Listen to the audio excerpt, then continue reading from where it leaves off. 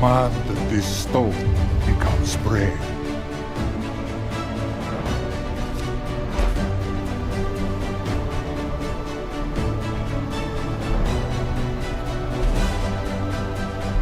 Man shall not live by bread alone, but on every word that comes from the mouth of God.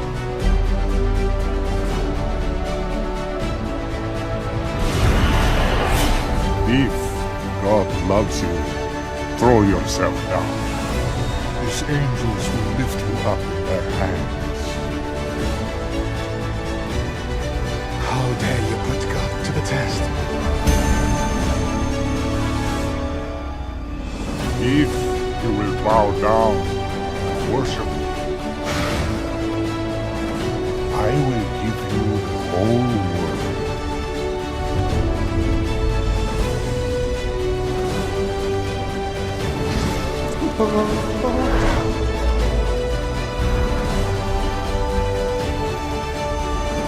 Crucify him!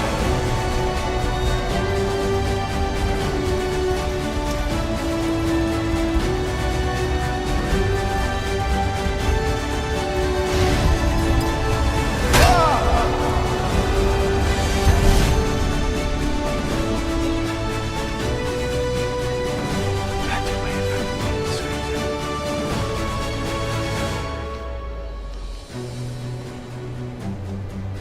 I worship the Lord, my God, and serve Him only.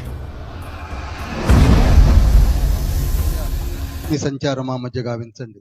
లూకాలోని శ్రేష్టమైన మాటలను మాకు వినిపింపచేసే సమస్త మహిమ ఘనత ప్రభావాలు మీరు మాత్రమే పొందులాగున మమ్మల్ని దీవించి ఆశీర్వదించమని యేసయ్య పరిశుద్ధ నామములో దేవునితో వేడుకుంటున్నాం పరమ తండ్రి. Amen, amen, amen. లూకాసు వార్త 4వ అధ్యాయము 1-2 వచనాలు.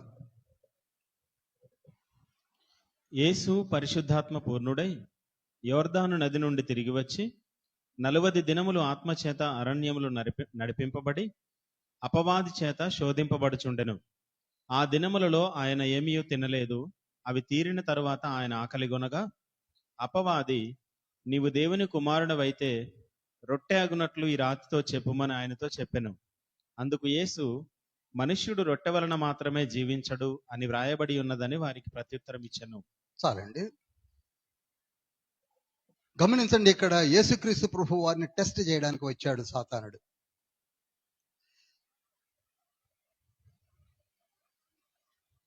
సాతానికి బాగా తెలుసు యేసయ్య వచ్చాడు అంటే తన చాప్టర్ క్లోజ్ అయిపోతుందని. ఎందుకనగా ఆదికాండము 3వ అధ్యాయం 15వ వచనంలో దేవదేవుడే సాతానుతో పలికిన మాటలు అతనికి బాగా జ్ఞాపకం ఉన్నది. అతను మేధాలో రిజిస్టర్ అయి ఉన్నది. అదేమిటనగా, మరియు నీకును స్త్రీకిని నీ సంతానమునకును ఆమె సంతానమునకును వైరము కలుగజేసేదను. చాలండి, నేనే కొంత టేకప్ చేస్తాను సమయాన్ని దృష్టిలో పెట్టుకొని.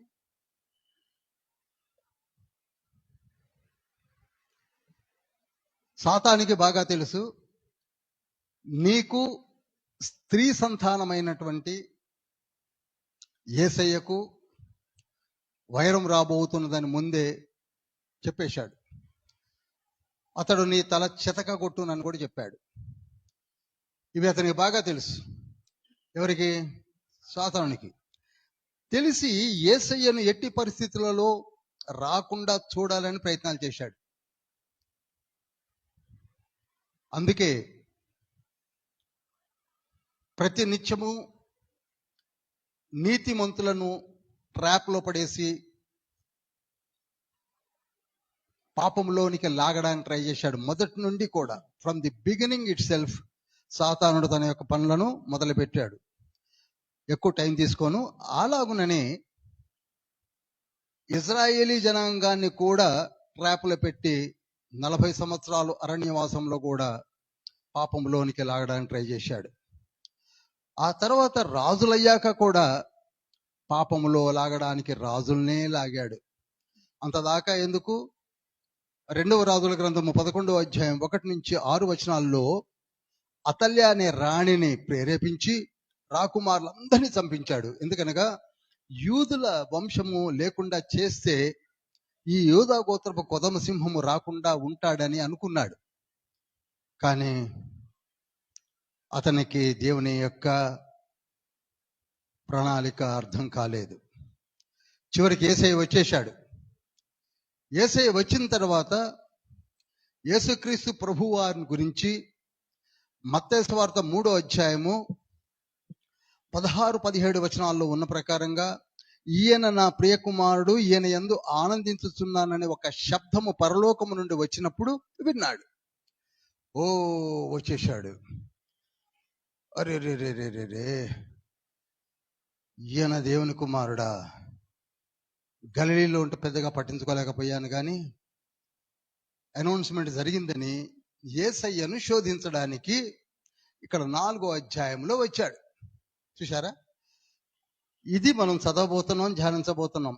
యేసు పరిశుద్ధాత్మ పూర్ణుడై యోర్దాను నుండి తిరిగి వచ్చి 40 దినములు ఉపవాసం కూడా ఉన్నాడు. సరే, ఇక్కడ చూడండి, సాతాను ట్రాప్ ఎప్పుడు కూడా మొదటి ఆదాము అవ్వల దగ్గరికి కూడా ఇదే విధంగా వెళ్ళాడు. ఒక పండు ఆహారాన్నే చూపించే ట్రాప్లోకి లాగాడు. మీకు బాగా తెలుసు కదండి, అర్థమవుతుంది కదా. నాతో మాట్లాడడానికి ట్రై చేయాలి. పండును చూపించే ట్రాప్లోకి లాగాడు అవను. ఆ పండుతోటే ఆదామును కూడా ట్రాప్లోకి లాగాడు.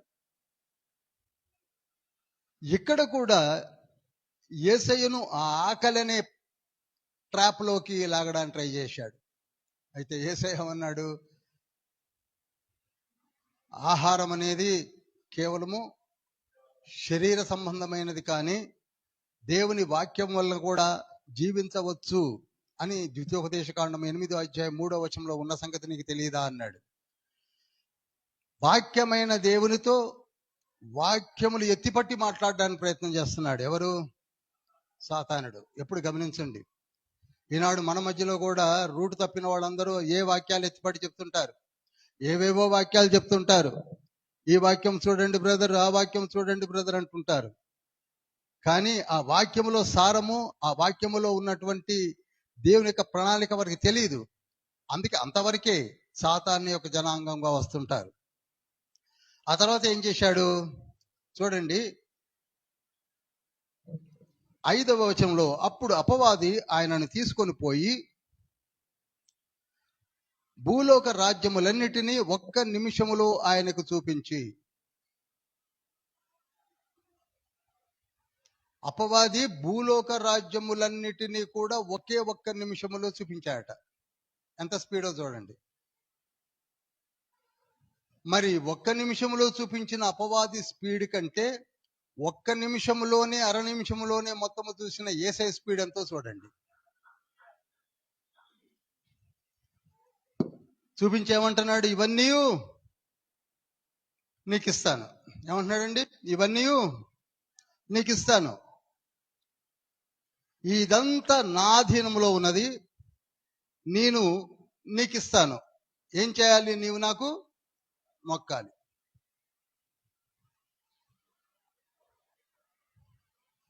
Same trap. ఎప్పుడు కూడా లోకాశల్ని చూపిస్తాడు. అవ్వకు చూపించింది కూడా ఏంటంటే లోకాశే కదా.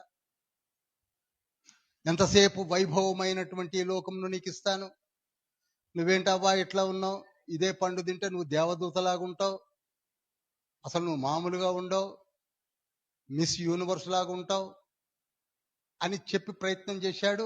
అదే ట్రాప్లోనికి యేసయ్యను కూడా, నువ్వు ఒక్కసారి నాకు సెల్యూట్ కొడితే చాలు, మొత్తం నీకు ఇచ్చేస్తానని మళ్ళీ అదే ట్రాప్ వాడుతున్నాడు. అప్పుడు యేసయ్య ఏమన్నాడంటే, చక్కటి లేఖనాన్ని ఎత్తిపట్టాడు. ద్వితీయోపదేశకాండం 6:16, 6:13 కూడా ఉంటుంది. నీ దేవుడైన యెహోవాకు భయపడి ఆయనను సేవించి ఆయన పేరట ప్రమాణం చేయవలెను. చూడండి, నీకు అసలు లేఖనాలే సరిగ్గా తెలియదు సాతానా. నీ దేవుడైన యెహోవానే నువ్వు మొక్కాలి. అంటే నేను కనపడే నేను ఎవరనుకుంటున్నావు అని చెప్పకే చెప్పాడు. హల్లెలూయా. నీ ఎదురుగా కనపడే నేను ఎవరు అనుకుంటున్నావు నువ్వు?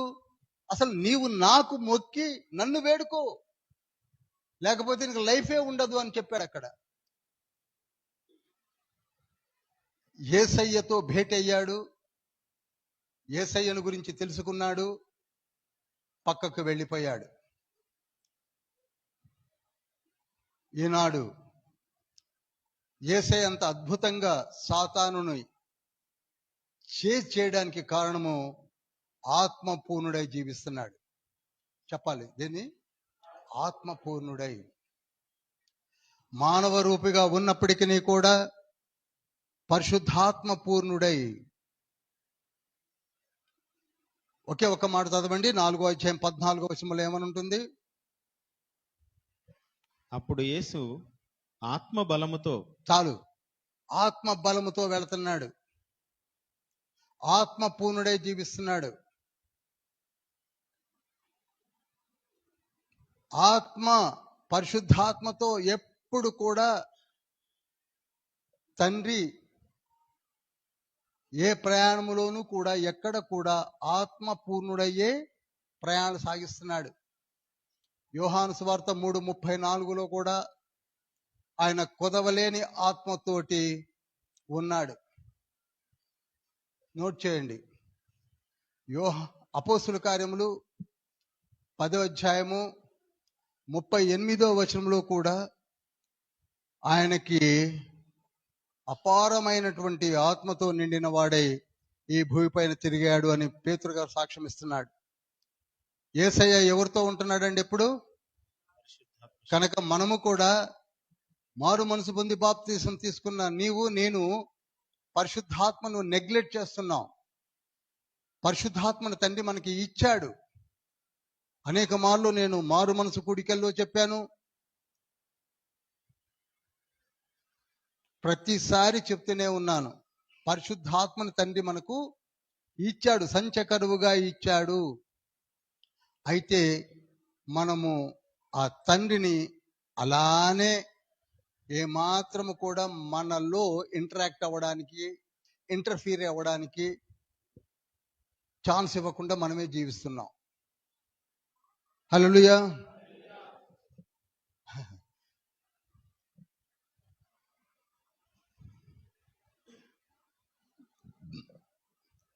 ఇక కొందరేమో అసలు పరిశుద్ధాత్ముడే ఉండడు, వాళ్ళ బిల్డప్పే సరిపోద్ది.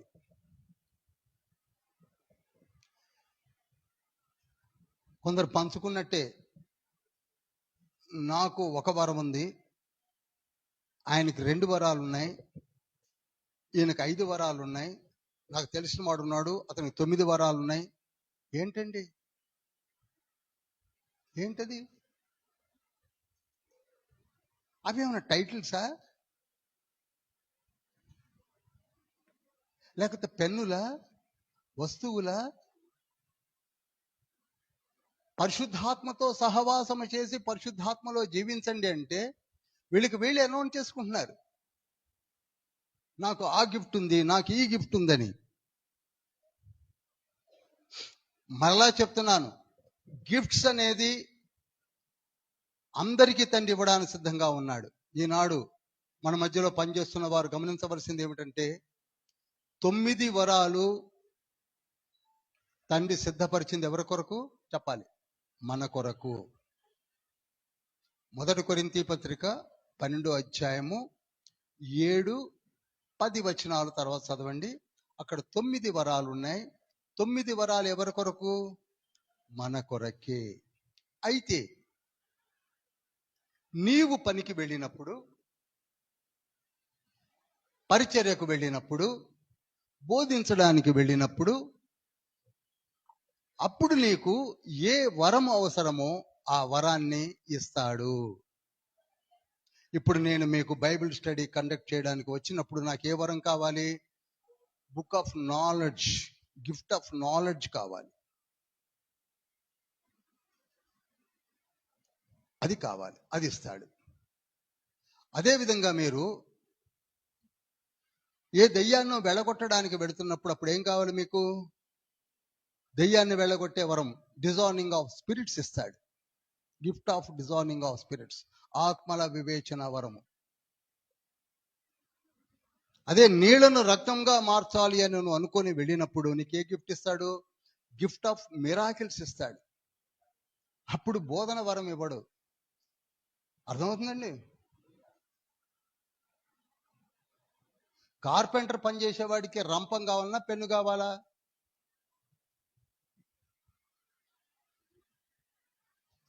ఎలక్ట్రీషియన్కి రంపం ఇస్తామా, టెస్టర్ ఇస్తామా?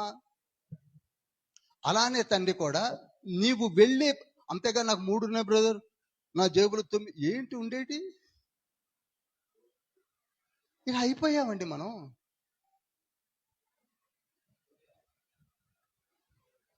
నీవు వెళ్ళే ప్రదేశాల్లో ఎన్ని చేయాలో అన్ని చేయడానికి కావలసిన సామర్థ్యాన్ని ఇస్తాడు. హల్లెలూయా. ఎక్కడ కూడా నిన్ను తక్కువ కానియడు. అక్కడ ఏది కావాలో, ఏ గిఫ్ట్ కావాలో ఆ గిఫ్ట్ తప్పకుండా ఇస్తాడు.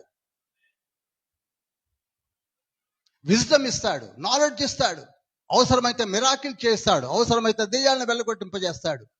నీకు అక్కడ ఏ ఏ పరిస్థితులు సంభవిస్తాయో తండ్రికి తెలుసు కనుక అవన్నీ ఇస్తాడు.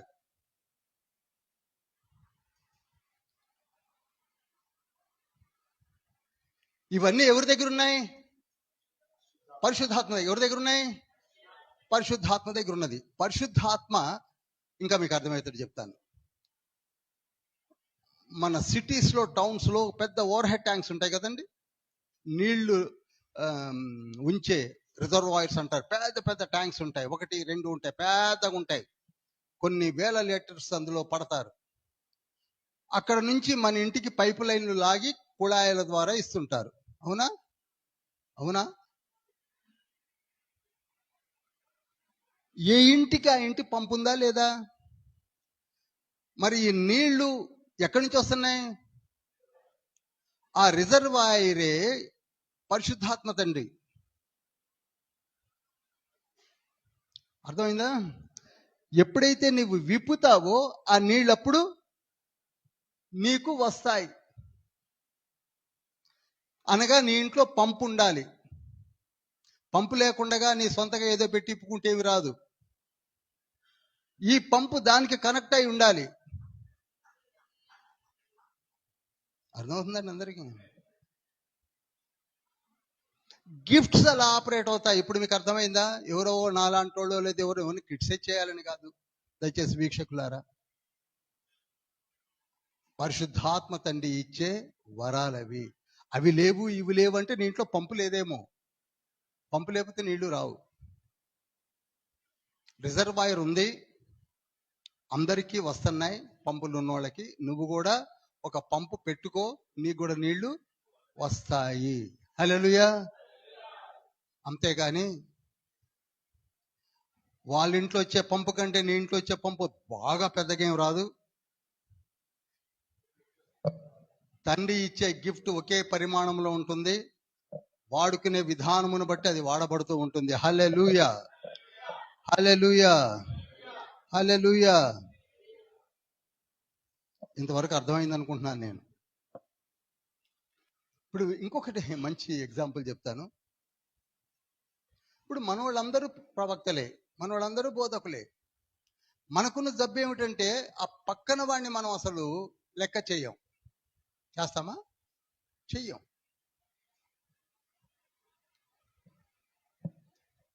ఈక్వల్ ప్రాఫిట్ అయిన, సమానమైనటువంటి పరిచర్య చేస్తున్న వాడిని కూడా లెక్క చేయరు. తానే గొప్ప అనుకుంటాడు. తనకున్న జ్ఞానము కానీ ఇంకా ఏదైనా కానీ ఎవరికి లేదనుకుంటాడు.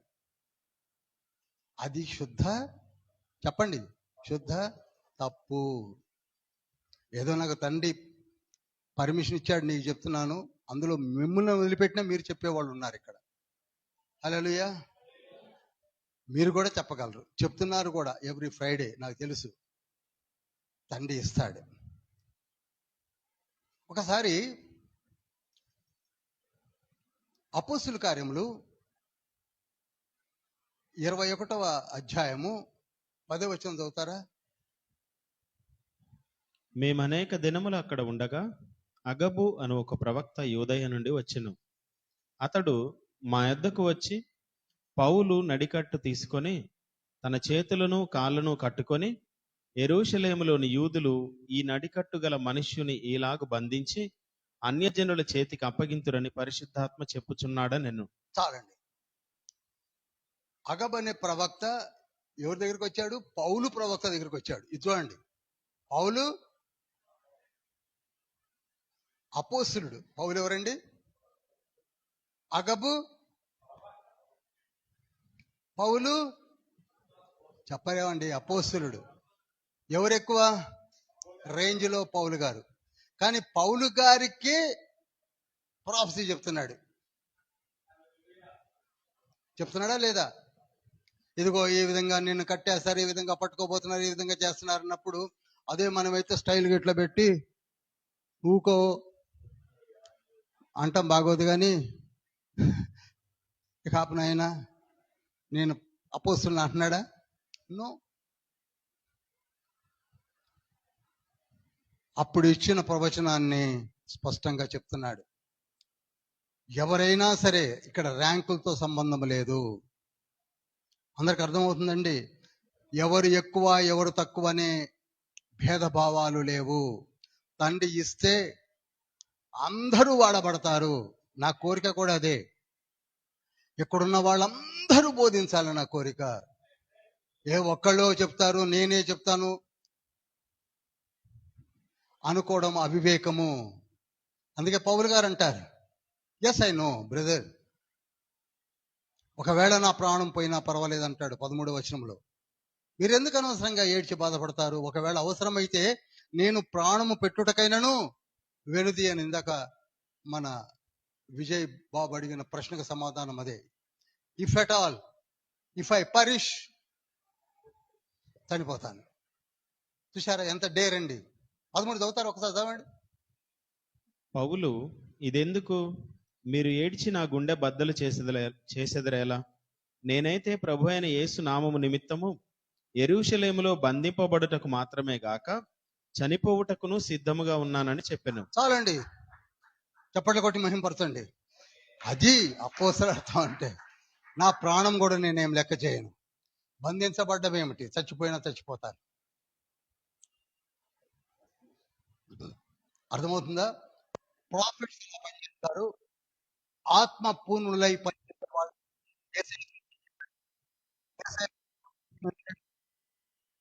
పరిశుద్ధాత్మతో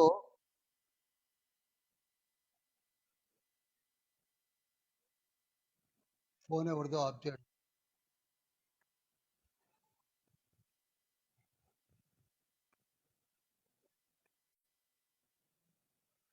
మొత్తం ఆగిపోయిందా? ఫోన్ మొత్తం ఆగిపోయింది.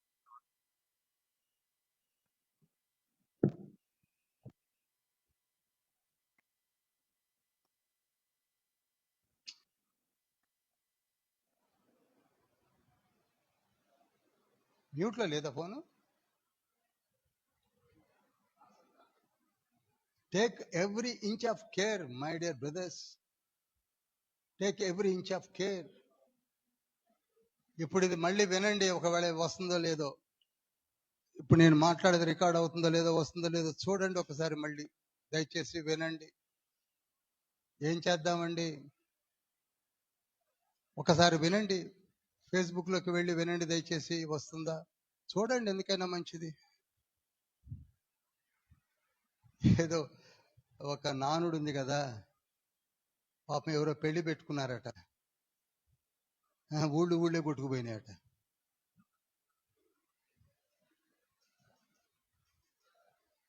హల్లెలూయా. సరే, దయచేసి గమనించండి, అటెన్షన్లోకి రండి ప్లీజ్. యేసయ్య మనకి పరిశుద్ధాత్మతో ఎలా జీవించాలో తెలియజేశాడు. ఇంకొక వైటల్ ఎక్స్ప్లెనేషన్ ఫ్రమ్ లూక్ ఏమిటంటే, ప్రార్థన ఎలా చేయాలో కూడా యేసయ్య నేర్పాడు. ఏం నేర్పాడండి? ముందు ఆత్మతో ఎలా జీవించాలో చెప్పాడు. తర్వాత ఆత్మతో జీవిస్తున్నామని నెగ్లెక్ట్ చేయకూడదు ప్రార్థన. ఈ రోజులలో మనకి చాలా నెగ్లిజెంట్ గా చేసేదే ప్రార్థన. ప్రార్థన అనేక మార్లు చెప్పాను, మరలా చెప్పడానికి నాకే ఒకంత సిగ్గు అనిపిస్తుంది. ఏమిటంటే మన ప్రార్థన చాలా బలహీనంగా ఉంటుంది. Not even 10, 15, 20 minutes, max 30 minutes. అలా వద్దు. ప్రార్థన చేయడము తండ్రి మనకు నేర్పుతున్నాడు. తండ్రి లూకాసు వార్త 6వ అధ్యాయం 12వ వచనంలో యేసయ్య ప్రార్థించుట యందు రాత్రంతా గడిపాడట. అనగా ఆల్ నైట్ చేశాడు. ఎవరండి? చెప్పరేమండి? యేసయ్య. మొట్టమొదట ఆల్ నైట్ చేసిన వాడు యాకోబు. పాత నిబంధన కాలంలో యాకోబు అనే భక్తుడు ఆదికాండం 32వ అధ్యాయం 24 నుంచి 30 వచనాల్లో ఆల్ నైట్ చేశాడు. ఆ తర్వాత ఆల్ నైట్ ఎవరైనా చేయొచ్చు అని చేసి చూపించింది ఎవరు? మనం కూడా చేస్తున్నామండి ఆల్ నైట్ ప్రేయర్స్ అని. మొన్న ఈ మధ్య కాలంలోనే పాస్టర్ గారు పెట్టడం చూశాను నేను. ఆల్ నైట్ని కొంచెం కుదించేసి హాఫ్ నైట్కి వచ్చాం. హాఫ్ నైట్కి కూడా 2 బ్రేకులు ఉంటాయేమో. ఒకటి టీ బ్రేక్, రెండోది స్నాక్స్ బ్రేక్. కానీ యేసయ్య అలా చేయాల. ఎలా చేశాడండి? చెప్పరు. ఆల్ నైట్ చేశాడు. మనం అంటాం ఆయన యేసయ్య కదండి చేశాడని. మరి యాకోబు ఎందుకు చేశాడు? ఆయన యాకోబు కాబట్టి చేశాడండి. మరి మనం ఎందుకు చేయకూడదు? ప్రార్థనలో ఉన్నటువంటి శక్తి యేసయ్య మనకు నేర్పాడు. మొదటి పేతురు పత్రిక 2వ అధ్యాయము 21వ వచనములో, మొదటి పేతురు పత్రిక 2వ అధ్యాయం 21వ మీరు వచనంలో, తన అడుగుజాడల యందు నడుచుకున్నట్లు. ఆగుదాం. మీరు తన అడుగు జాడల యందు నడుచుకున్నట్లు అన్నాడు. మాదిరి చూపిస్తున్నాడు. లేఖనాన్ని డిసెక్షన్ చేయాలి అక్కడ. ఎందుకంటే మనము చదువుతున్నాం కానీ యేసయ్యే చేసిన పనినే పట్టించుకోవడం లేదు. తన అడుగు జాడల యందు నడుచుకున్నట్లు ఆయన మాదిరిగా మనకు ముందుగా ప్రతిదీ చూపిస్తున్నాడు. ప్రార్థన చేసి చూపిస్తున్నాడు. ఆయన ప్రతిదీ కూడా హెబ్రీ పత్రిక 5వ అధ్యాయం 7వ వచనంలో ఏమని ఉంటుంది? ఆయన మహా వేదనతోనూ రోదనతోనూ ప్రార్థించినట్లుగా రికార్డ్ చేయబడింది. మామూలుగా ప్రార్థన కాదు, మన కొరకై ప్రార్థన చేస్తున్నాడు.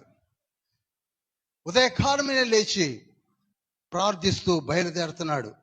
సువార్తలను ప్రకటిస్తున్నాడు. రాత్రంతా ప్రార్థన చేస్తున్నాడు. పగలంతా బోధిస్తున్నాడు. ఫ్రంట్ లైన్ పరిచర్య చేయవారులారా ఈ విధంగా చేయండి అని మరీ చెప్తున్నాడు. లూకాసు వార్త 21వ అధ్యాయము 37వ వచనంలో ఉంటుంది. ఆయన పగలంతా బోధించడము, రాత్రులంతా ప్రార్థించడము. పగలంతా బోధించడము, రాత్రులంతా ఏకాంతముగా సియోను కొండకు వెళ్ళి మోకాళ్ళూని ప్రార్థన చేయడం. అది ఆయనకి వాడుకట. అది ఆయనకి. మరి మన వాడికి ఏంటండి? ఎందుకు చెప్పడం మీకు తెలుసుగా. మన వాడుక మనకి తెలుసు. ప్రార్థన చేయకపోవటయే మన వాడుక.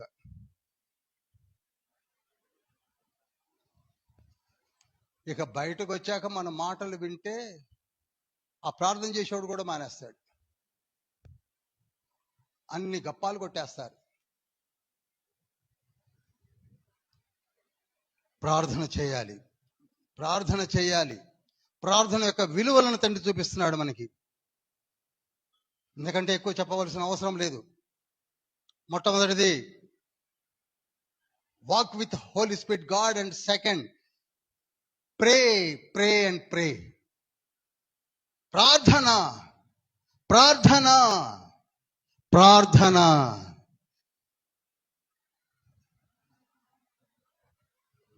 ఆ విధంగా యేసయ్య ప్రతి సంఘటనలలో ప్రార్థన గురించి, ఆత్మ తండ్రిని గురించి చెప్తూనే ముందుకు సాగుతున్నాడు. ఇక 7వ అధ్యాయంలోనికి వచ్చేసరికి అక్కడ నాయీన్ అనే ఊరికి వచ్చాడు. ఏ ఊరన్నది? నాయీన్ అనే ఊరికి వచ్చాడు. ఒక విధవరాలు కుమారుణ్ణి, చనిపోయిన వాడిని లేవనెత్తాడు. మనందరికీ తెలుసు. నేను ఎక్కువగా తెలిసిన వాటిని చెప్పదలుచుకోలేదు. ఒక చనిపోయిన వారిని వాడిని లేవనెత్తాడు. మీకు బాగా తెలుసు యాయీరు కుమార్తెను కూడా లేవనెత్తాడు. విధవరాలు కుమారుని కూడా లేవనెత్తాడు. కనికరము, ఆ స్త్రీ యొక్క రోదన, ఏడుపు చూసి కనికరించి లేవనెత్తాడు. లాజరును కూడా లేవనెత్తాడు.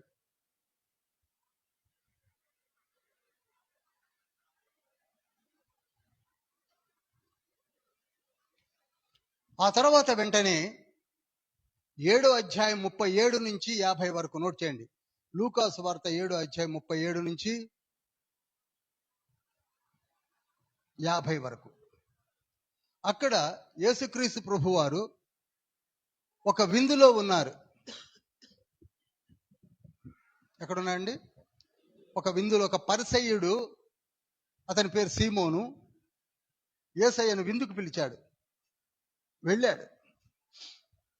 ఆ విందులో కూర్చొని ఉండగా ఒక పాపపు స్త్రీ, ఎవరండి? పాపపు స్త్రీ వెలగల అత్తరు సీసా తీసుకొని వచ్చి విందులో కూర్చొని ఉన్న సంగతిని కూడా పట్టించుకోకుండా ఆవిడ సీసా పగలగొట్టి యేసయ్య పాదములకు పూసి తల వెంట్రుకలతో ఆ పాదములను తుడుస్తూ కన్నీరు మున్నీరుగా విలపిస్తూ ఉన్నది.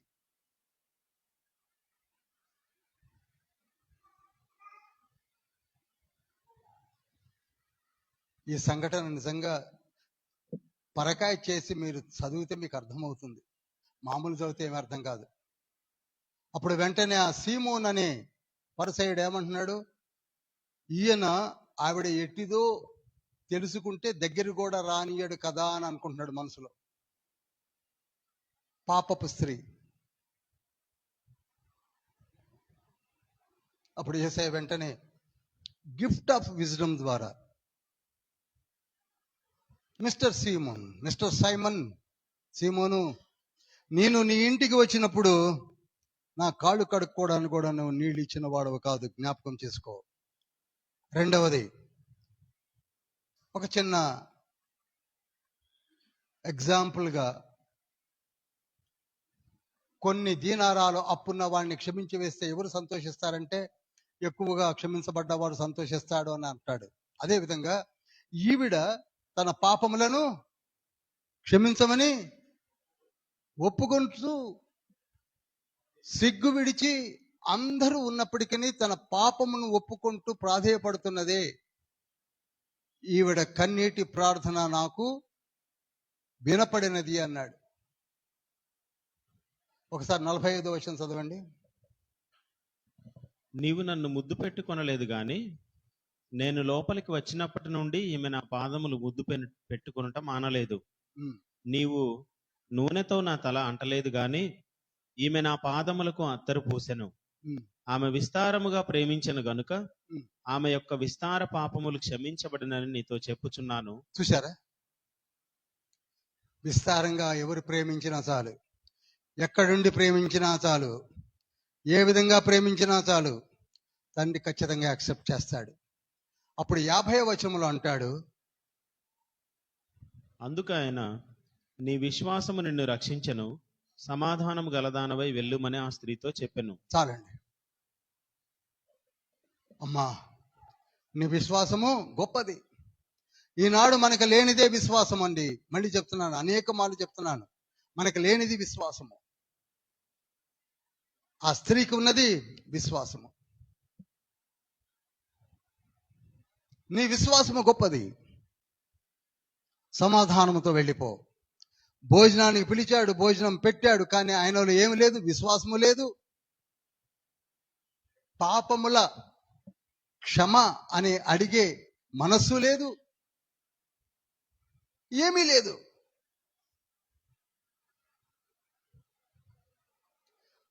ఏమి లేకపోతే లేకపోయింది. మన చదవర్ల అయిన మనము కూడా 4 సువార్తలలో ఈ ఇన్సిడెంట్ 4 సువార్తలలో ఉన్నట్టుగా భావించి, మార్కులోను, మత్తయిలోను, యోహానులోను ఇటువంటి ఇన్సిడెంటే ఉంటుంది. కానీ లూకాలో ఉన్నటువంటి ఈ ఇన్సిడెంట్ ఆ 3 సువార్తలలో ఉన్న ఇన్సిడెంట్ ఒకటి కాదు. అర్థమైందండి? మత్తయి సువార్తలో కూడా ఉంది, మార్కులోనూ ఉంది, యోహానులోనూ ఉంది. అనుకోకుండా అతని పేరు కూడా సీమోనే, అతను కూడా పరిసయ్యుడే. పోతే ఆ 3 సువార్తలలో ఉన్న వ్యక్తికి కుష్ఠరోగం ఉన్నది, లూకా సువార్తలో ఉన్న వ్యక్తికి కుష్ఠరోగము లేదు. అర్థమవుతుందండి అందరికీ? నోట్ చేస్తున్నారా? ఎందుకంటే ప్రసంగాలు చేసేశారు. మరి కొందరైతే ఆ పాపపు స్త్రీని మగ్ధలేని మరియా అన్నారు. మగ్ధలేని మరియా పాపపు స్త్రీ కాదు, దెయ్యాలు వెళ్ళగొట్టబడిన స్త్రీ. పాపపు స్త్రీ కాదండి మగ్ధలేని మరియా, నోటుకొచ్చింది. నీ అందుకని ఐడియలిస్టిక్ ఇంటర్ప్రిటేషన్ మంచిది కాదు. నీ ఊహలు చెప్పకండి, ఊహలొద్దు. ఎక్కడుంది చెప్పండి, ఒక్క లేఖను నాకు చూపించండి ఆవిడ మగ్ధలేని మరియాని. ఈ 7వ అధ్యాయము 37 నుంచి 50 వచనాలలో జరిగిన సంఘటన నాయిన్ అనే ఊరికి దగ్గరలో జరిగినటువంటి సంఘటన. ఇది గలిలీ ప్రాంతము. నోట్ చేస్తున్నారా? ఇది గలిలీ ప్రాంతము. అయితే మత్తయి, మార్కు, యోహానులో ఉన్నటువంటి సంఘటన బేతనీయ ప్రాంతము. అది యెరూషలేములో ఉన్న ప్రాంతము. అర్థమైందండి? అర్థమవుతుందా?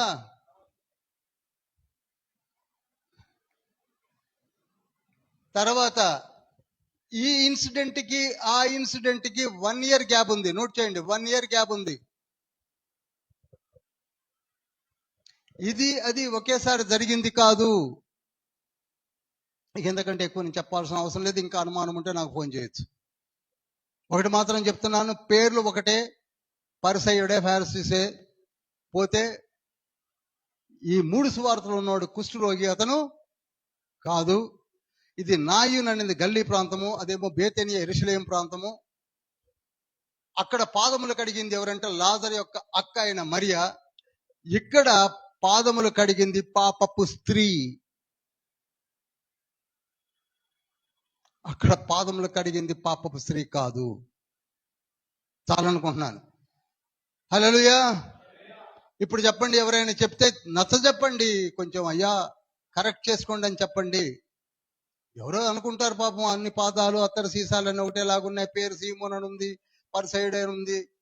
ఏమండి, అనుకున్నాను అంటే కుదరదు. అనుకున్నానంటే కుదరదు. 2 సంఘటనలకు 1 సంవత్సరం గ్యాప్ ఉంది. ఇక 8వ అధ్యాయంలోనికి వస్తే అక్కడ యేసుక్రీస్తు ప్రభు వారికి కొందరు స్త్రీలు పరిచర్యలో సహాయం చేయడం మొదలుపెట్టారు.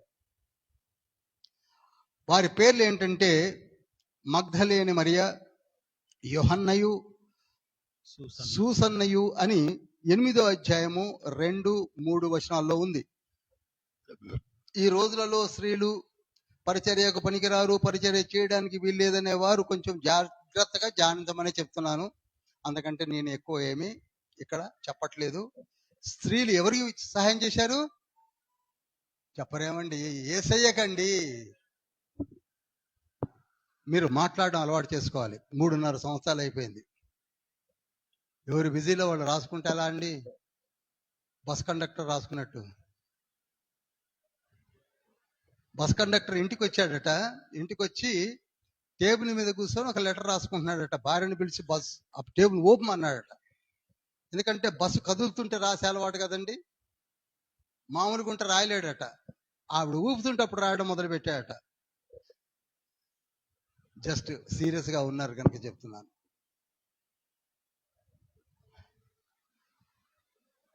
మనం ఎంతగా లీనమై ఉంటామో అంతగా తండ్రి మనల్ని దీవిస్తాడు. హల్లెలూయా. స్త్రీలు యేసయ్యకు పరిచర్యలో తమ వంతు ఉడతా భక్తిని చూపించారు.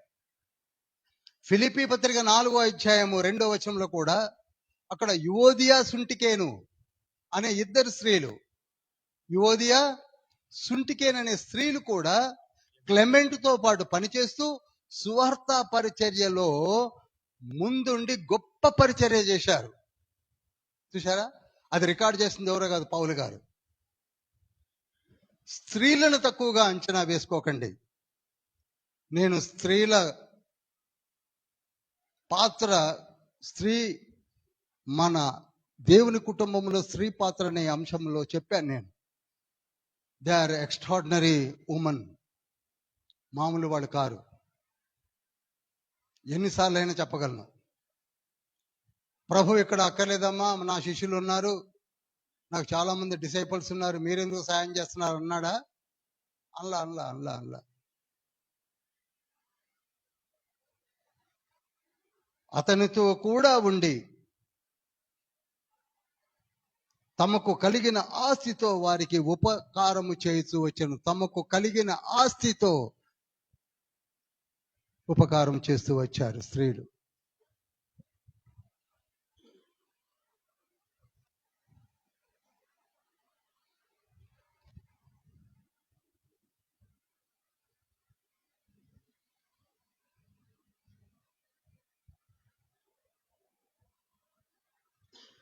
పదిహేను అధ్యాయంలోకి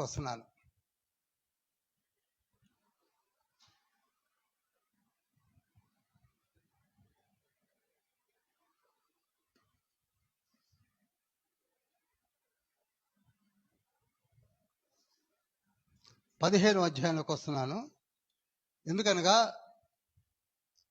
మీకు దాదాపు తెలిసిన విషయాలు ఉన్నాయి కనుక, ఇది కూడా మీకు బాగా తెలుసు. అయినా కానీ కొంత వివరిద్దామనే ఉద్దేశంతో 15 చదివిస్తున్నాను. 15 అధ్యాయం 1-2 వచనాలు చదువుతారా? ఒకప్పుడు సమస్తమైన సుంకరులను పాపులను ఆయన బోధ వినుటకు ఆయన దగ్గరికి వచ్చుచుండగా పరిసయ్యులను శాస్త్రులను అది చూచి ఇతడు పాపులను చేర్చుకొని వారితో కూడా భోజనము చేయుచున్నాడని చాలా సనుగుకొనిరి. చూడండి, ఇక్కడ నుంచి ఇప్పుడు టైము 8:15 అయింది, 8:15 అయింది. ఈ 15 అధ్యాయంలో 3 పారబుల్స్ ఉన్నాయి, 3 ఉపమానాలు ఉన్నాయి.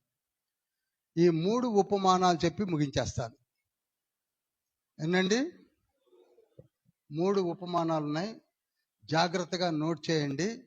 వచ్చే వారం అడిగి అది చెప్తేనే ముందుకెళ్తా. ఎలా వింటున్నారో అది. ఇక్కడ యేసుక్రీస్తు ప్రభువారు సుంకర్లతోనూ పాపులతోనూ సాంగత్యము చేస్తున్నాడని, ఆయన బోధ కూడా వారి మధ్యనే జరిగిస్తున్నాడని, వారే ఆయన బోధను వినటానికి వస్తున్నారని. ఎవరికి కోపం వచ్చిందో తెలుసా? 2వ వచనంలో పరిసయ్యులను శాస్త్రులను అది చూచి ఇతడు పాపులను చేర్చుకొని వారితో కూడా భోజనము చేస్తున్నాడని చాలా సణుగుకొనిరి. మరి ఒకసారి చదువుతారా? పరిసయ్యులను శాస్త్రులను అది చూచి ఇతడు పాపులను చేర్చుకొని వారితో కూడా భోజనము చేయుచున్నాడని చాలా సనుగుకొనిరి. ఇక్కడ జాగ్రత్తగా వినండి. ప్రతి మాటను మీరు ఆస్వాదించాలి. ఆ రోజులలో 3 గుంపులు ఉన్నాయి.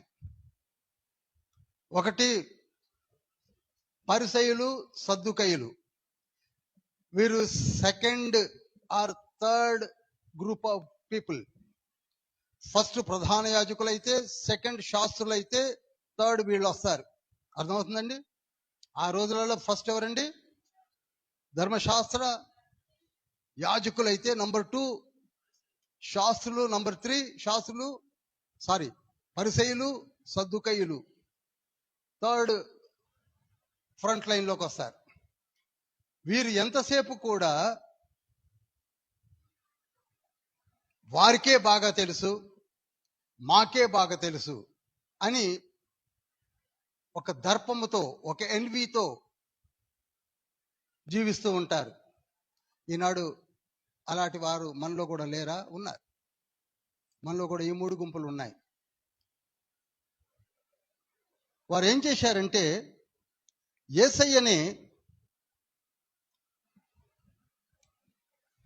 యేసయ్యను చూసి సణుక్కోవడం మొదలుపెట్టారు.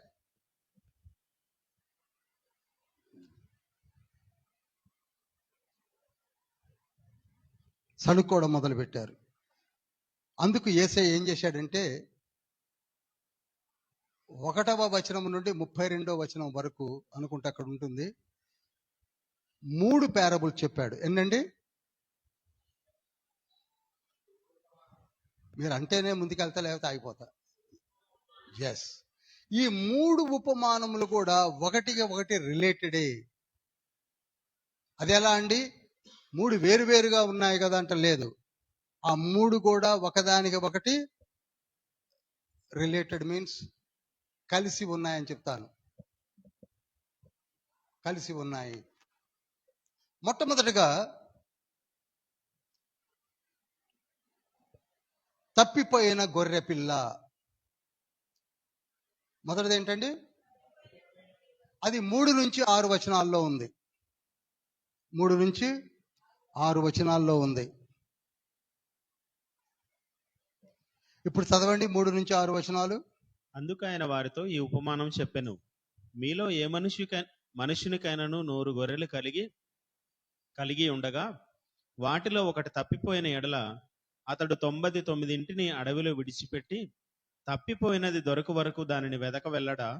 అది దొరికినప్పుడు సంతోషంతో దానిని తన భుజముల మీద వేసుకొని ఇంటికి వచ్చి తన స్నేహితులను పొరుగువారిని పిలిచి, మీరు నాతో కూడా సంతోషించుడి, తప్పిపోయిన నా గొర్రె దొరికినదని వారితో చెప్పును కదా. అటువలనే మారు మనసు అక్కరలేని 99 నీతిమంతుల విషయమై కలుగు సంతోషము కంటే మారు మనసు పొందు ఒక్క పాపి విషయమై పరలోకమందు ఎక్కువ సంతోషము కలుగును. చూడండి, ఒకనికి 100 లేక 100 గొర్రెలు ఉన్నాయట. 100 గొర్రెలలో ఒక్క గొర్రె తప్పిపోయింది. జాగ్రత్తగా వినాలి. నేను 3rd డైమెన్షన్లో చెప్తాను. ఒకనికి ఎన్ని ఉన్నాయి? 100 గొర్రెలు ఉన్నాయి, ఒక గొర్రె తప్పిపోయింది. అప్పుడు ఆ గొర్రెల కాపరి 99 గొర్రెలను వదిలివేసి ఆ తప్పిపోయిన ఒక్క గొర్రెను వెతకడం మొదలుపెట్టాడు.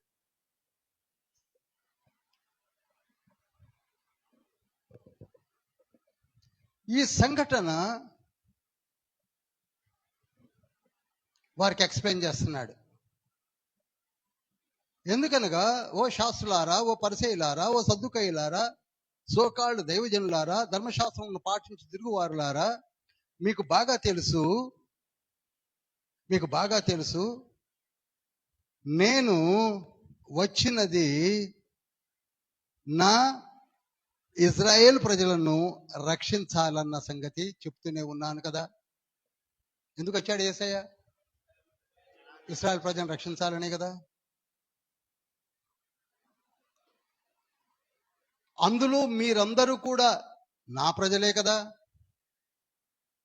అయితే మీలో 99 గొర్రెల వలె మీరే నీతిమంతులు అనుకుంటున్నారు. అర్థమైందండి? శాస్త్రులు, పరిసయ్యులు, సద్దుకయ్యులు గనక ఏమనుకుంటున్నారు? నీతిమంతులు. ఇందాక నేను చదివాడు కదా పాస్టర్ గారు, 99 నీతిమంతుల కంటే మీరు నీతిమంతులు అనుకుంటున్నారు. మీకు మీరే ధర్మశాస్త్రం మాకు తెలుసు అనుకుంటున్నారు. మీకు మీరే ధర్మశాస్త్ర ప్రతి మా దగ్గర ఉన్నాయనుకుంటున్నారు. మీకు మీరే శాస్త్రులు అనుకుంటున్నారు. మీకు మీరే హైయెస్ట్ పర్సన్స్ అనుకుంటున్నారు అని ఒక గ్రూప్ ఆఫ్ పీపుల్ని పాపుల కింద ముద్ర కొట్టి వాళ్ళు ఏం చేశారు? పక్కకి నెట్టేశారు.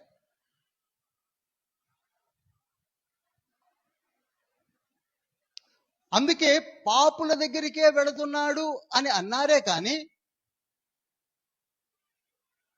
పాపుల దగ్గరికి ఎందుకు వెళుతున్నాడు యేసయ్య అనేది అర్థం చేసుకోలేకపోయారు. అర్థమవుతుందండి? ఇది చాలా జాగ్రత్తగా అర్థం చేసుకోండి. వాళ్ళు ఏమనుకుంటున్నారు చెప్పాలి? నీతిమంతులు అనుకుంటున్నారు. లేఖనం చెప్పింది కదండి, నీతిమంతులు 99 మంది అనుకుంటున్నారు. వాళ్ళకి నీతి ఉందనుకుంటున్నారు, వాళ్ళకి స్వనీతి ఉందనుకుంటున్నారు. యెషయా గ్రంథం 64వ అధ్యాయం 6వ వచనంలో ఏమని ఉంటుంది? మీ నీతి మురికి గుడ్డల వలె ఉన్నవి అంటున్నాడు. మన నీతి మనకే ఉంది. ఇందాకనే అన్నా నీతి గురించి తర్వాత చెప్తానని. మన నీతి మనకి బాగానే ఉంటుంది. మనం చాలా నీతిమంతులు అనుకుంటాం. కానీ నీ నీతి తండ్రికి ఎలా కనపడుతుంది? చెప్పాలండి అందరూ, ఎలా కనపడుతుంది? గుడ్డల వలె. మురికి గుడ్డల వలె కనపడుతున్నది. ఏదో చేసి నీతి అనుకుంటున్నావు. అది నీతి కాదు. నీతి వేరు. మొదట నా నీతిని వెతకండి అన్న మాట ఇక్కడ దొరుకుతుంది. నలుగురికి భోజనాలు పెట్టి నీతి అనుకుంటున్నారా? ఏదో క్రిస్మస్ పండగకి 4 జతలు పంచి నీతి అనుకుంటున్నారా? కాదు. మన నీతి దేవునికి మురికి గుడ్డలు. ప్రసంగి గ్రంథము 7వ అధ్యాయము 16వ వచనం చదువుతారా?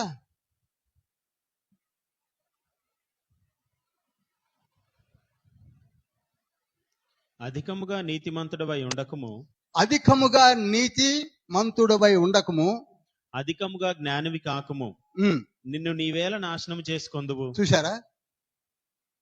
అధికముగా జ్ఞానవంతుడు అనుకున్నా, అధికంగా నీతిమంతుడు అనుకున్నా, నేను నీవే నాశనం చేసుకున్న వాడి కిందకు వెళ్తావు. నీ జ్ఞానము, నీ నీతి దేవుని దృష్టికి మురికి గుడ్డల వలె ఉన్నది. అదేవిధంగా ఓ శాస్త్రులారా, ఓ పరిసయ్యులారా, మీకు మీరే నీతిమంతులు అనుకుంటున్నారు, కానీ ఒక వింగిని ఏం చేస్తున్నారు? మీరు పాపులను ముద్రేస్తున్నారు. హలో, పాపులను ముద్రేస్తున్నారు. పాపులను ముద్రేసినప్పుడు వాళ్ళు ఏమైపోతారండి? చెప్పరు. ఈ 99 మందిలో ఉండే కంటే బయటికి వెళ్ళిపోవడం మంచిదని తప్పిపోయాడు. అర్థమైన వాళ్ళు ఒకసారి చెప్పండి. మీరందరూ కలిసి నన్ను పాపి పాపి అంటే నేను మీ మధ్యలోకి ఎందుకు వస్తానండి? ఎక్కడో బయట తిరుగుతుంటాను సంతలో. నీకు నీవే నీతిమంతుడు, వారు పాపులయ్యారా? వారికి ఉన్న పాపములో ఉన్న ప్రక్రియ ఏమిటో మీకు లేదా?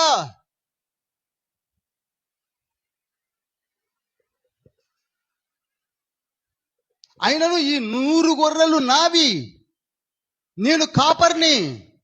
ఈ 100 గొర్రెల కొరకే నేను దిగి వచ్చాను. ఈ 100 గొర్రెల కొరకే నా ప్రాణం పెడుతున్నాను.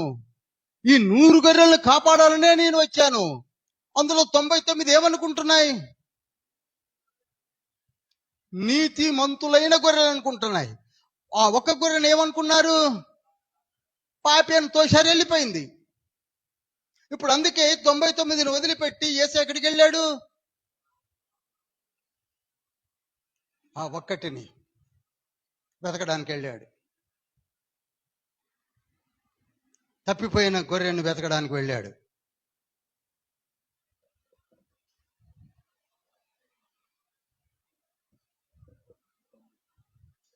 వెతికాడు వెతికాడు వెతికాడు, దొరకట్లా. దొరికిందా? దొరకట్లా. ఎక్కడికి వెళ్ళిపోయిందో? పొడిచి పొడిచి తరిమే కదా. చీకటి పడ్డది. జాగ్రత్తగా వినండి, చీకటి పడింది.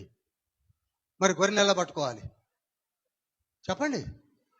గొర్రె తప్పిపోయింది, చీకటి పడింది, గొర్రెల కాపరి వెతుకుతున్నాడు, కనపట్టలేదు. అప్పుడు గొర్రెల కాపరికి తెలుసు దానితో ఎలా మాట్లాడాలో. హల్లెలూయా. అప్పుడు అంటున్నాడు, తన స్టైల్లో గొర్రెను ఎలా పిలవాలో కాపరికి తెలుసు కనుక పిలుస్తున్నాడు. ఆ గొర్రెల భాషలో పిలుస్తున్నాడు, హై హై అనో ఏదో. అప్పుడు ఆ గొర్రె ఈ కాపరి స్వరము విని ఏం చేసిందండి? పరిగెత్తుకొని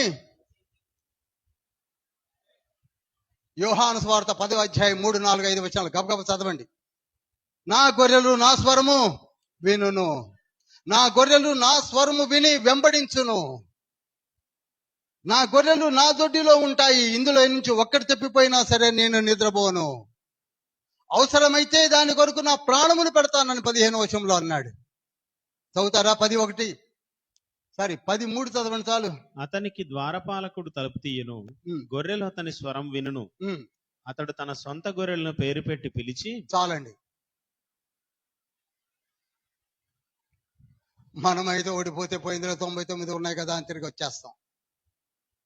అది దొరికిన దాకా వెతికి దానిని భుజములపై వేసుకొని అందరికీ చూపిస్తున్నాడు, ఇదిగో నా గొర్రె తప్పిపోయింది, దొరికింది.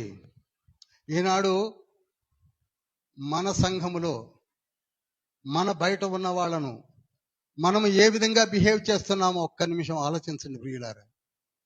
ఏదో మనం గుడికి వెళ్తున్నాము, బోధిస్తున్నాము, నా అంత నీతిమంతుడు లేడు, ఇక నేనే పాస్టర్, నేనే నీతిమంతుడిని, నేను అవి చెప్తాను, మీరు అందరూ పాపులు, మీరు పనికిరాని వారు, మీరు ఎందుకు పనికిరారని చెప్పుకుని తిరుగుతున్నారేమో. You are discriminating a person.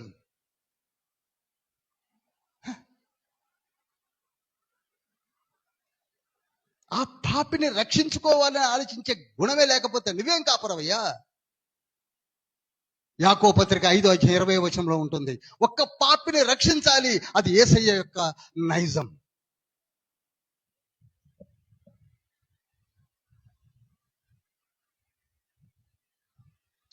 ప్రియులారా గుర్తుంచుకోండి, కాపర్లారా గుర్తుంచుకోండి, సువార్థికులారా గుర్తుంచుకోండి, బయట ఉన్న వారిని రక్షించాలనే తండ్రి చెప్తున్నాడు ఈ పారబుల్. మీరు బాగానే ఉన్నారు, మీరు మందలో ఉన్నారు, మీరు నీతిమంతులు అనుకున్నారు, మీరు గుడికి వస్తున్నారు, పాటలు పాడుతున్నారు, చందా వేస్తున్నారు, అంతా ఉంది. కానీ బయట వాళ్ళ సంగతి ఏం ఆలోచిస్తున్నారు? తప్పిపోయిన వారి గురించి ఏం ఆలోచిస్తున్నారు? నాకు ఆ తప్పిపోయిన గొర్రె కావాలి.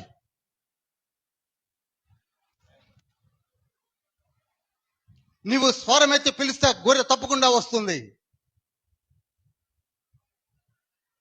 కనుక మనం ఇప్పుడు ఏం చేయాలి? బయట వారిని, ఇది బయట జరుగుతున్న సంఘటన.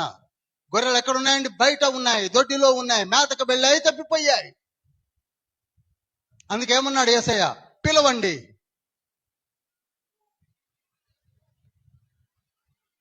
ఇక రెండవ పారబుల్,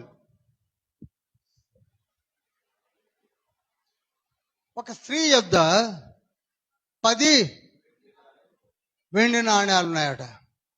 అందులో ఒకటి పోగొట్టుకుంటే వదిలేసిందా? చెప్పరేమండి? వదిలేయలే. చీకట్లో పోగొట్టుకుంది కనుక దీపము వెలిగించి చీపురి కట్ట తీసుకొని అది దొరికేంత వరకు, వింటున్నారండి? మనసు పెట్టండి ప్లీజ్. నేను అందరిని చూస్తుంటా, కొంచెం ఒక గ్లాన్స్ పెట్టుకోండి. నా ఆరోగ్యం కూడా బాగా లేదు, అయినా చెప్తున్నాను. ఈ ఉపమానం ఎందుకు చెప్పాడో తెలుసా? ఇంటిలో అనగా మన దేవుని ఇంటిలో ఉన్న గుంపులో నుంచి ఒక్కటి పోయింది.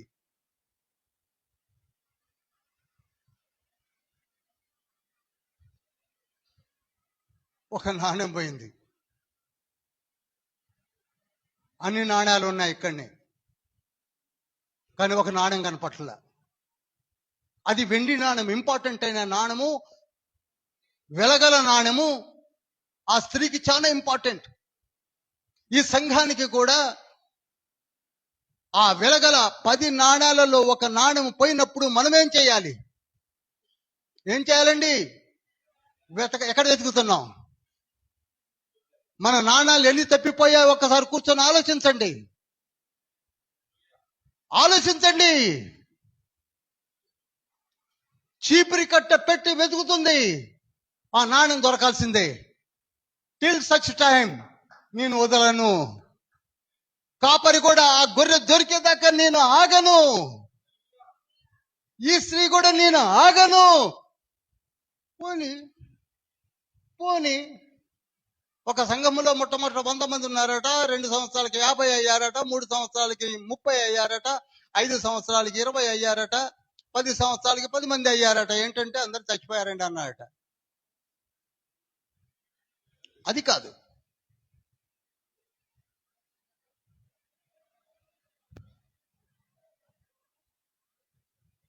మన మధ్యలో పోతే వెతుక్కోవాలి. రాని వారి గురించి వేకప్ చేయాలి. ఎందుకు రాలేకపోతున్నారో, ఎందుకు పోయాయో తెలుసుకోవాలి. ఇది లోన సంఘటన. చెప్పండి, ఇది ఎక్కడిది? లోన సంఘటన. గొర్రె.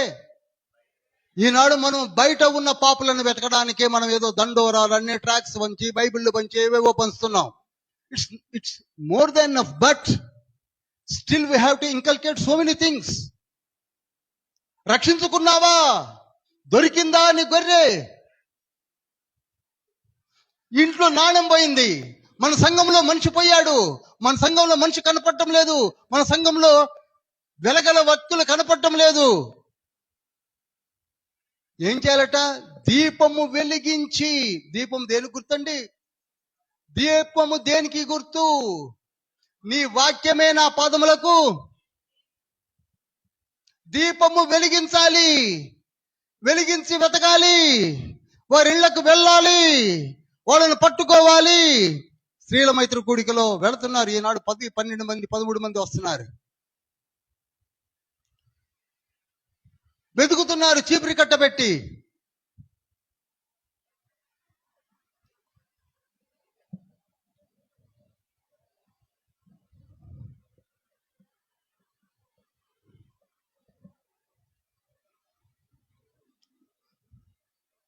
ఆ స్త్రీ దీపము వెలిగించి ఇల్లు ఊడ్చి అది దొరుకు వరకు జాగ్రత్తగా వెతకదా.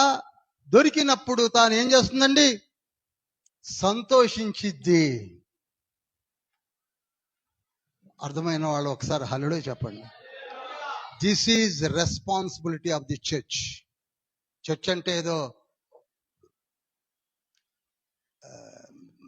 చిన్న బాధ్యతలు కాదండి. ఇందులో ప్రతి ఒక్కళ్ళు ఎక్స్ట్రాడినరీ పర్సన్స్. ప్రతి ఒక్కరిని తండ్రి వాడుకోబోతున్నాడు. మనకున్న జ్ఞానం ఎక్కడున్నా మనం కోడి వెతుక్కున్నట్టు కెలుక్కుంటూ కూర్చుంటున్నాం. తండ్రి ప్రతి ఒక్కరిని అద్భుతంగా వాడుకోవాలని చూస్తున్నాడు. చెప్పండి, అద్భుతంగా వాడుకోవాలని చూస్తున్నాడు. అద్భుతంగా వాడుకోవాలని చూస్తున్నాడు. కనుక ఈ రోజు ఈ పారబుల్తో మనం ఏం చేయాలి? తప్పిపోయిన వారిని వెతికి తీసుకొని రావాలి. That is our responsibility. ఆ స్త్రీ వెతికి వెతికి వచ్చేదాకా వదిలిపెట్టలే, దొరికేదాకా వదిలిపెట్టలే. ఇక 3వ పారబుల్ అదేంటండి? ఏమని పెట్టుకుంటాం టైటిల్? చెప్పరు? ఎంతమంది లూకాసు వార్త చదివారండి? నిజంగా చెప్పండి. రెండు చేతులే లేచాయి. ఓ 3-4 లేచాయేమో. చెప్పండి, 3వ పారబుల్ ఏమిటి? 3వ ఉపమానం ఏంటి? అది తప్పిపోయిన కుమారుడు కాదండి. ఆడింది తప్పిపోయాడు. మరి ఇంకా తప్పిపోయిన కుమారుడు అంటున్నాం. ఆడు తప్పిపోయాడు అండి. ఆడు కావాలని వెళ్ళిపోతే. గొర్రె తప్పిపోయింది, ఒప్పుకున్నా. నాణ్యం పడిపోయింది, ఒప్పుకున్నా. వీడని తప్పిపోయాడా? చెప్పలేమండి. మరి చదివానన్నారుగా.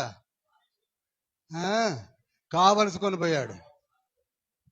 మనమే దానికి మంచిగా పాలు చేసి తప్పిపోయిన కుమారుడట ప్రసంగం. తప్పాడా పోయాడా? తప్పిపోలేదు.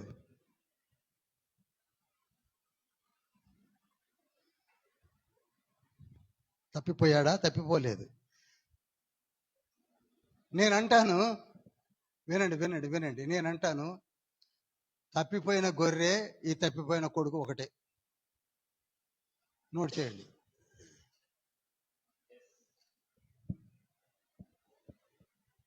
ఎలా ఒకటో నేను చెప్పబోతున్నాను.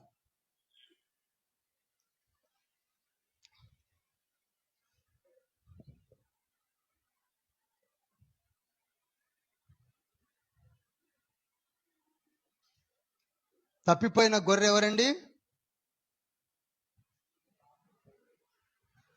తప్పిపోయిన గొర్రె ఎవరని చెప్పాను ఇప్పుడు? పంచుకొని వెళ్ళిపోయిన కుమారుడు ఒకటే. ఆ 99తో ఉండకుండా వెళ్ళిపోయాడు. అంతేగా? అదవుతుందండి. 100ట్లో ఉండకుండా ఒకటి బయటికి వెళ్ళడానికి కారణం ఏంటి? ఆ 99తో పాళ్ళయ్యానికి వెళ్ళిపోయాడు. మరి ఇప్పుడు 2వ పారబుల్లో తప్పిపోయిన నాణ్యం ఇంట్లోనే ఉండి కనపడకుండా పక్కకి వెళ్ళింది ఎవరంటే ఆ తండ్రికి ఉన్న పెద్ద కుమారుడు.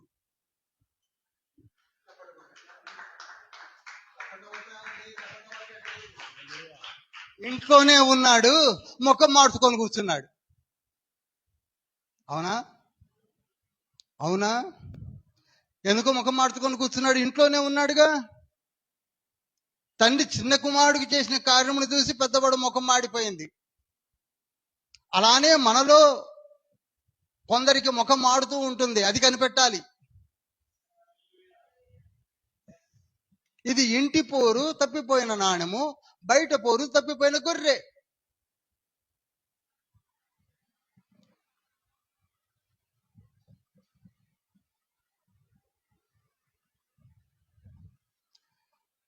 వచ్చాడు, తండ్రి దగ్గరికి వచ్చాడు. ఎవరు? చిన్న కుమారుడు. ఒక తండ్రికి ఇద్దరు కుమారులు. నేను చెప్పడం దేనికని మీకు అందరికీ తెలుసు కనుక మళ్ళీ చెప్తున్నాను. ఒక తండ్రికి ఇద్దరు కుమారులు. ఇద్దరు కుమారులు కూడా ఆ ఇంట్లో ఉంటున్నారు చక్కగా. చిన్న కుమారుడు తండ్రి దగ్గరికి వచ్చాడు. వచ్చి, తండ్రి నాకు ఆస్తి పంచివు. ఏమంటున్నాడండి? అందరూ వినాలండి, అందరు నా ముఖం చూసి వినండి, మీకు అర్థమవుద్ది. ఏమంటున్నాడు? నా ఆస్తి నాకు పంచి. ఆయన సంపాదించిన ఆస్తి కాదు, నాకు హక్కు ఉంది. ఎందుకనగా నీకు ఆస్తి ఉందే, అందులో మేమిద్దరమే కదా అన్నదమ్ములము అని పెద్దోడు, నీ చిన్నోడిని, నాకు ఆస్తి ఇవ్వు. తండ్రి ఏనాడు అది నీ ఆస్తి కాదు, నేను సంపాదించిన ఆస్తి అని అనలా. అన్నాడా? అనలా. ఓకే తీసుకో అన్నాడు. పంచి ఇచ్చేశాడు. అంత మంచి తండ్రి అండి మన తండ్రి.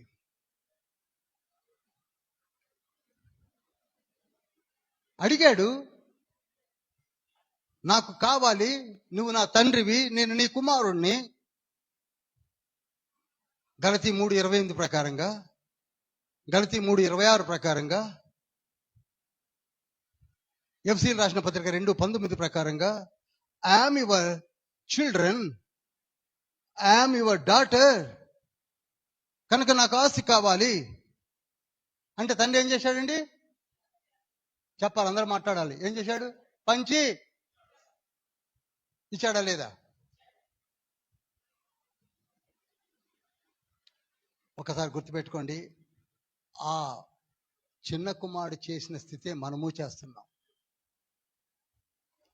మనము కూడా తండ్రిని ప్రతిరోజు, అయ్యా నా పేరు ఫిలిప్ అని పెట్టుకున్నాను, నేను గుడికి కూడా వస్తున్నాను, ఈ మధ్యకాలంలో ప్రతి బైబిల్ స్టడీ కూడా వస్తున్నాను, కనుక నాకు మంచి ఉద్యోగం కావాలి. ఇచ్చాడు. ఇవ్వలేదా? ఎందుకని? పేరు పెట్టుకున్నావుగా, నేను యేసయ్య బిడ్డనని చెప్తున్నావుగా, బయట సంతలో, ఉద్యోగంలో, వ్యాపారంలో చెప్పుకోవట్లేదా? ఏంటంటే నేను క్రిస్టియన్ అండి, మా జీసస్ అంతవరకే, మా జీసస్. అందుకే నీకు వ్యాపారం చేసిన, ఉద్యోగము, ఇల్లు, కారు ఇవ్వట్లేదా? చెప్పరేమండి? ఎందుకంటే నువ్వు ఆయన కొడుకువే కదా, ఆయన కొడుకువే. యోహాను సువార్త 14:14 ఏమని ఉంటుంది? నా నామమున మీరు ఏది అడిగినాను నేను మీకు ఇస్తాడు. ఇప్పుడు ఇచ్చాడా లేదా చెప్పండి? నేను మారు మనసు పొందక ఉంటే చాలా పొందుకొని ఉన్నాను. ఇవ్వలేదా? చెప్పండి. ఇప్పుడు ఇవ్వలేదా? మారు మనసు పొందిన వాళ్ళకే ఇచ్చాడా? పేరు పెట్టుకున్నందుకే ఇచ్చాడు కదా. లెక్చరర్స్ ఉన్నారు, ప్రొఫెసర్స్ ఉన్నారు, ఇంజనీర్స్ ఉన్నారు, డాక్టర్స్ ఉన్నారు, జడ్జెస్ ఉన్నారు, వాట్ నాట్, వ్యాపారస్తులు ఉన్నారు, మంచి ఉద్యోగాల్లో ఉన్నారు. ఎందుకు ఇచ్చాడు? తప్పిపోయిన కుమారుడికి ఇచ్చాడా లేదా? అట్లనే మనకు ఇచ్చాడు. ఆయన పక్షపాతి కాదు. 1 పేతురు పత్రిక 1:17 అపోస్తుల కార్యములు 10:34 రోమీలు రాసిన పత్రిక 2:11 ఆయన పక్షపాతి కాదు. నువ్వు అడిగితే నేను ఇస్తానన్నాడు. మత్తయి సువార్త 7:7 ఏమన్నాడు? అడుగుడి ఇస్తాను. నువ్వు అడిగావు, నీకు ఇచ్చాడు. ఇక్కడ మంచివాడవా చెడ్డవాడవా, నువ్వు మారావా మారలేదా, నీతి ఉందా లేదా ఏం ఆలోచించడం లేదు, ఇచ్చేస్తున్నాడు. ఇచ్చాడా లేదా? 25 లక్షల కాలిబలాన్ని ఈజిప్టు నుంచి పాలుదేనులు ప్రవహించే స్థలానికి నడిపించాడా లేదా? చెప్పరేమండి? వారు మారారనా? తన బిడ్డలుగా ముద్రించుకున్నారని. తవ్వని బావులనిచ్చాడు, కట్టని ఇళ్లనిచ్చాడు, నాటని తోటలనిచ్చాడు. ఎందుకని ఇచ్చాడు? నా బిడ్డలని, నా ప్రజలని, నా జనాంగమని ఈనాడు మనకు అలానే ఇస్తున్నాడు.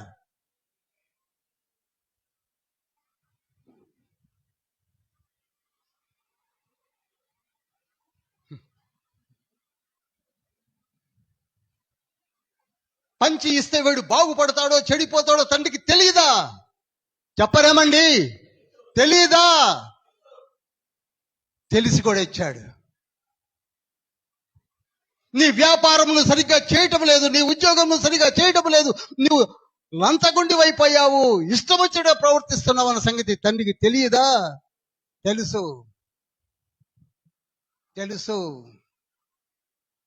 యోబు గ్రంథం 21వ అధ్యాయం 7, 8, 9 వచనాల ప్రకారంగా తెలుసు. తెలుసు. తెలుసు. తెలిసిచ్చాడు. చిన్న కుమారుడికి ఇచ్చినది వాడు పాడు చేస్తాడన్న సంగతి తెలుసా తెలియదా? తెలుసు. వాడు పోయాడు, ఇష్టం వచ్చినట్టు ఖర్చు పెట్టుకున్నాడు. ఈ ఇంట్లో ఉంటే నాకు అసలు ఫ్రెండ్స్ తో పని లేదు, సినిమాలు చూడనియాడు, క్లబ్కు పోవడానికి వీల్లేదు, పబ్కు పోవడానికి వీల్లేదు, ప్యాకాటికి వీల్లేదు, బయటికి పోవడానికి వీల్లేదు. అంతా రిస్ట్రిక్టెడ్ లైఫ్ అండి. ఇక్కడ బయట క్లబ్బులు ఉన్నాయి, పబ్బులు ఉన్నాయి, బార్ షాపులు ఉన్నాయి, వేషగృహాలు ఉన్నాయి. అబ్బా, వాట్ నాట్. ఈనాడు మనం అట్లా కాదా? క్రిస్టియన్స్ ఎంతమంది పాడైపోతున్నారో మీరు చూడటం లేదా?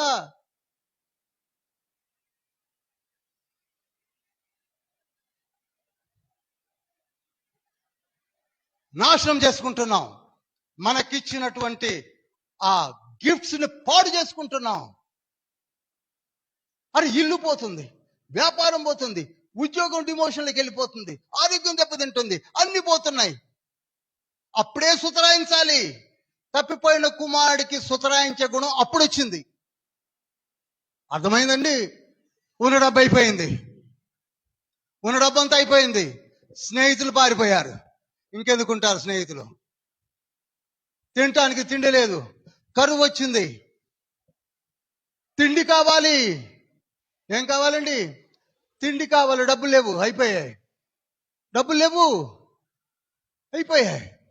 స్నేహితులు లేరు. ఎందుకండి? మీలో ఎవరికైనా పక్కకెళ్ళి ఒక 50,000 ఇవ్వమని అడగండి, ముఖం చాటేసుకుంటారు. ఓ, వీడి పని అయిపోయింది, వీడికి ఇస్తామనికి రాదు. బా, నిన్ను అడగాల్సింది బ్రదర్ అంటారు. ఎవరు? 50 ఎక్కువ అన్నా 10 అడగండి, 10 కూడా ఎక్కువ అన్నా 5 అడగండి. ఓ, మొన్నటిదాకా వీడు కారులో తిరిగాడు కదా, ఇప్పుడు 5 అంటున్నాడు ఏంటి? చివరికి పందుల దగ్గరికి వచ్చాడు. పందులు పొట్టు కూడా పందుల దగ్గర తోసి పారేసినాయి పందులు. నువ్వు మాకంటే అధ్వానంగా ఉన్నావు, నీ అవతారం చూడు, నువ్వు చూడు, మేమే నయం కాస్త. అప్పుడప్పుడు బురదలోన స్నానం చేస్తాం. నీ డ్రెస్ చూడు, నీ గోల్డ్ చూడు, నీ గడ్డం చూడు, నీ తల చూడు.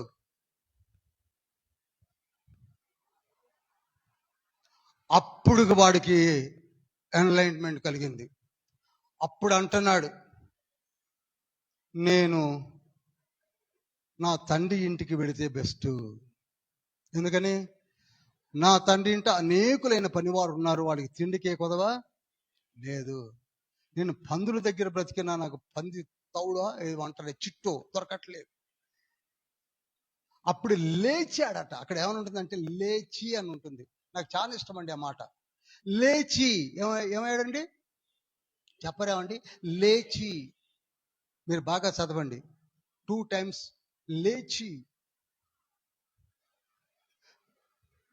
ఎక్కడికి వెళ్దాం అనుకుంటున్నాడు? మరి మన బ్రతికేంటి చెప్పండి? మారు మనసు అని 3.5 సంవత్సరాలు గుండె కొట్టుకొని అరిసిన ఒక్కళ్ళు జాయిన్ అవ్వట్ల, ఒక్కళ్ళు పేరు ఇవ్వట్ల, ఒక్కళ్ళు పేరు ఇవ్వట్ల. వాళ్ళు లేచాడు, అన్ని ఇచ్చాడు. తప్పిపోయిన కుమారులాగా మనము బయట అన్ని పోగొట్టుకుంటున్నాం. ఏమండి, మన అన్ని చక్కగా ఉన్నాయో చెప్పండి ఒకసారి ఆలోచించండి. ఎన్ని పరిస్థితులు ఎంత దారుణంగా, ఎంత ఆక్వర్డ్గా తయారయ్యావో ఆలోచించండి.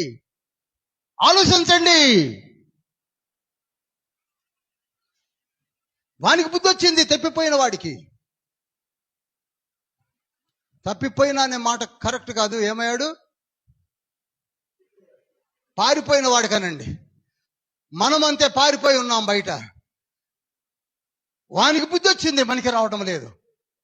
నేను మళ్ళా చెప్తున్నానండి, ఎంతకాలం అలా వాని వలె బయట ఉంటే మనం అంతకాలం దెబ్బలు తింటూనే ఉంటాం, అలానే దెబ్బలు తింటూనే ఉంటాం. చివరికి లేచాడు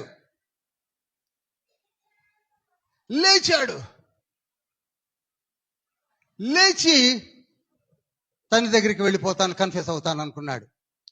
3 పనులు చేశాడు లేచి. ఏమిటంటే, ఒకటి పశ్చాత్తాపంతో వచ్చాడు. చెప్పండి, ఒకటేమిటి? పశ్చాత్తాపంతో వచ్చాడు. రెండవది, నా తండ్రి క్షమిస్తాడనే నమ్మకంతో వచ్చాడు.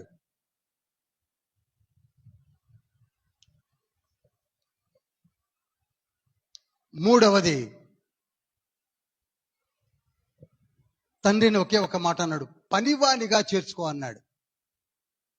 ఒకటేంటంటే పశ్చాత్తాపముతో, మారు మనసుతో క్షమించేయి తండ్రి అని వచ్చాడు ఒకటి. రెండవది, కుమారునిగా నాకు ఎటువంటి యోగ్యత లేదు, కానీ పనివానిగా చెప్పలేమండి. ఈనాడు మనం కూడా ఈ 3 పరివర్తన తీసుకొని రావాలి. బయటికి వెళ్ళిన వానికి ఇంకేమీ యోగ్యత ఉంటుంది, ఏం రిలేషన్షిప్ ఉంటుంది?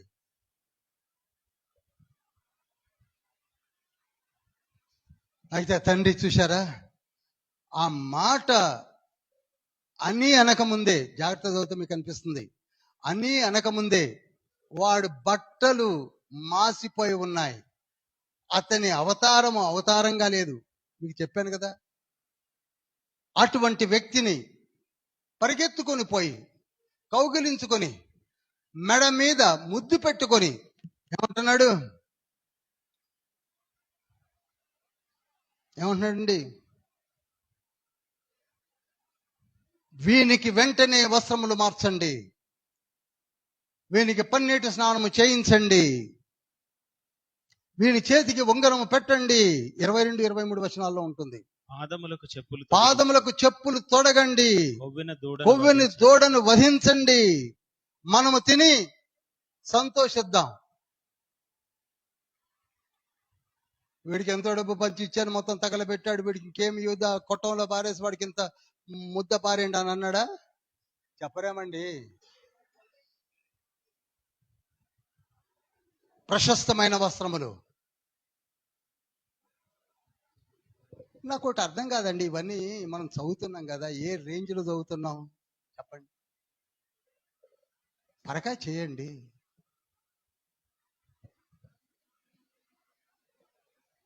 వస్త్రాలు ఆయనే ఇస్తానంటున్నాడండి. జకర్యా గ్రంథం 3:1 నుంచి 4 వచనం తర్వాత చదివితే మీకు అర్థమవుతుంది. తండ్రి మనకు అన్ని ఇస్తాడండి, నీవు పశ్చాత్తాపంతో తిరిగి వచ్చినట్లయితే. ఒక ఉంగరం కూడా, ఉంగరం అనేది దేనికి సాదృశ్యము? అధికారమునకు సాదృశ్యం అండి. పెళ్లికి ఉంగరం పెడతారు, ఎందుకనగా భర్త భార్య ఇద్దరు కూడా అధికారులే అని. ఉంగరం పెట్టండి, చక్కటి పాదరక్షలు ఇవ్వండి, కొత్త వస్త్రములు తయారు చేయండి, తీసుకొచ్చి పెట్టండి, స్నానాలు చేయించండి, అబ్లూషన్ చేయించండి, గొప్ప విందు చేయండి. ఈయన కొరకు పారిపోయి వచ్చాడంటలే, తప్పిపోయి దొరికాను అన్నాడు. చక్కటి పాలిష్డ్ వర్డ్ అక్కడ వాడాడు. ఏమన్నాడండి? ఇప్పుడు చనిపోయి వెళ్ళిపోయాడు, దొరికాడు. ఈనాడు మనము కూడా తిరిగి వస్తే ఏమంటాడు చెప్పండి? ఏమంటాడు? మనకి కావలసిన వస్త్రాలు ఇస్తానంటున్నాడు. మనకు కావలసిన, ఇంకా ఇంతవరకు మనకి ఇచ్చినవి ఒకెత్తు, ఇప్పుడు ఇవ్వబోయేది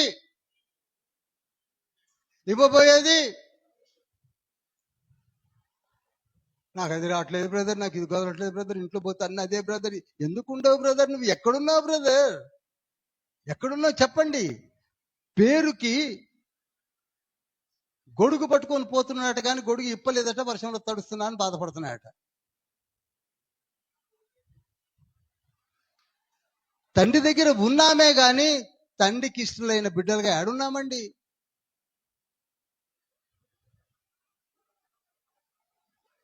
అప్పుడు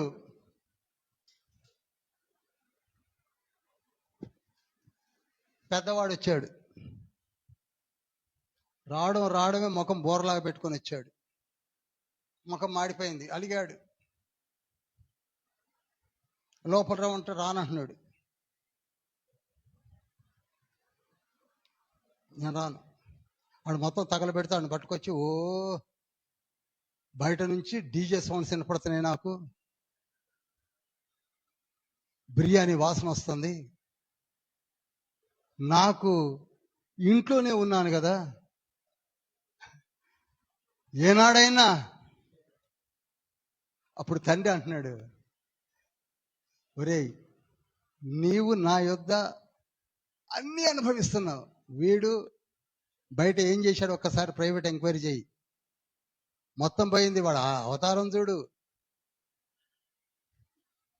మన ఇంట్లో నుంచి పోయినప్పుడు 90 కిలోలు, ఇప్పుడు 54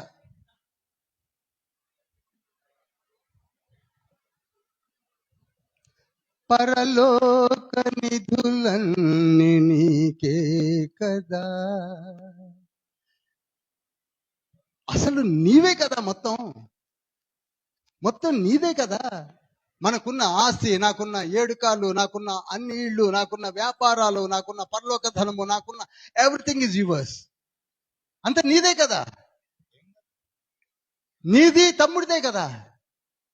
మీరిద్దరికి అనుభవించడం చేతగాక వాడు అనవసరంగా బయటికి పరిగెత్తాడు. నువ్వు అనుభవిస్తున్నావు కదా.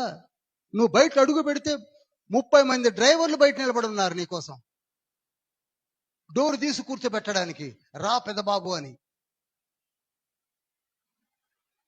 నీ హోదా ఎక్కడ తగ్గిపోయింది? నువ్వు ఇప్పుడు బయటికి పో, ఆడి కారు కావాలన్నా, బెంజ్ కారు కావాలన్నా, ఏ కారు కావాలో డోర్ తీసి రా పెద్దబాబు అంటున్నారు.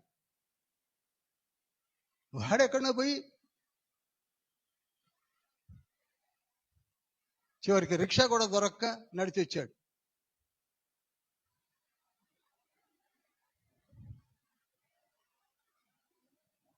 పదిహేనో అధ్యాయము ఇక్కడ ఏమంటున్నాడు చూడండి, 32వ వచనంలో, ఈ నీ తమ్ముడు చనిపోయి తిరిగి బ్రతికెను, తప్పిపోయి అది ఏమయ్యాడండి? చనిపోయాడు, తప్పిపోయాడు. అంటే మంచి మార్గములో నుండి తప్పిపోయాడు. నీలాగా జీవించవలసిన వాడు చచ్చాడు, మారు మనసు పొంది తిరిగి వచ్చాడు. మరి మనను విశ్లేషించుకుందామండి ప్రియులారా. ఈ సంవత్సరం ఆగస్టులోకి వచ్చాం. ఒక్క మారు మనసు నేను వినలే. నేను చచ్చిపోయే లోపు కూడా విన్నో నాకు తెలియట్లేదు. 3.5 సంవత్సరాలు దాటిపోతుంది ఈ చర్చిలో మారు మనసు అనే మాట వినపడకుండా జాగ్రత్తగా జీవిస్తున్నాం. చాలా మంచిదండి. ఆ తప్పిపోయిన కుమారుడు అంటారో, పారిపోయిన కుమారుడు అంటారో, చచ్చిపోయిన కుమారుడు అంటారో, అలానే జీవిద్దామా? ఇదా నీ జీవితము? ఇదేనా మన బ్రతుకులు? ఇదేనా నేను చెప్పేది? ఇదేనా మీరు వింటున్నది? It's not life, I'm telling you. ఇది ఒక జీవితమేనా? దేనికండి ఈ జీవితాలు? టైం పాస్కి వస్తున్నామా? టైం పాస్కి ఇచ్చాడా తండ్రి కుటుంబాలని? టైం పాస్కి ఇచ్చాడా ఉద్యోగాలు? టైం పాస్కి ఇచ్చాడా ఇళ్ళు? టైం పాస్కి ఇచ్చాడా కార్లు? ఎవరు అన్నారని మానేస్తావా?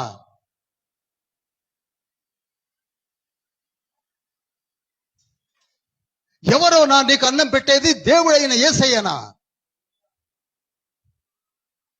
ఇది మన ఇల్లు, మన తండ్రి మన కొరకే దిగి వచ్చాడు, మన కొరకే సిలువలో రక్తాన్ని కార్చాడు, మన కొరకే చేతులు చాపి మరీ పిలుస్తున్నాడు, రా. నీవు తప్పిపోతే నీ దగ్గరికి నేను వస్తానంటున్నాడు. ఈనాడు మన దగ్గరికే వచ్చాడు వాక్యం అనే రూపంలో.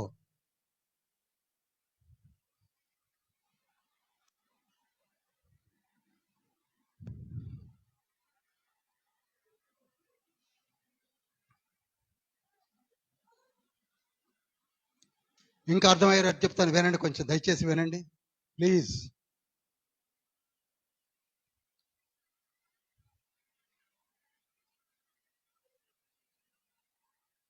తర్వాత మాట్లాడుకుందామండి మనం. చూడండి, ఇంకా లోతులో ఒక అడిగే చెప్తాను. చిన్న కుమారుడు లాగా తప్పిపోయింది ఇజ్రాయెల్ జనాంగం.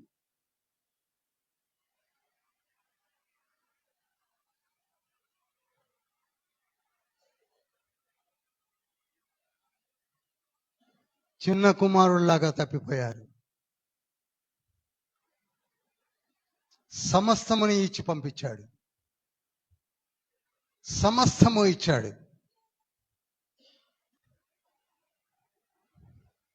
సమస్తమును ఇచ్చాడు.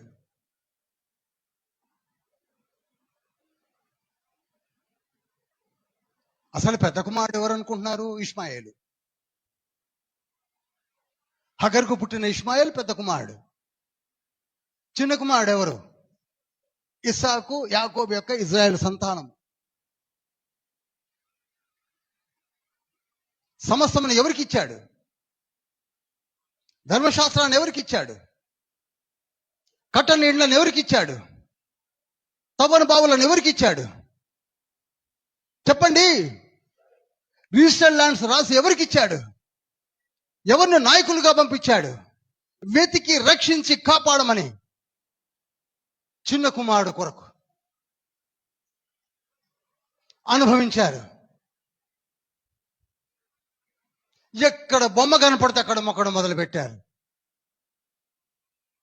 సంఖ్యాకాండం 25 అధ్యాయం. ఎంతమంది రాలిపోయారు?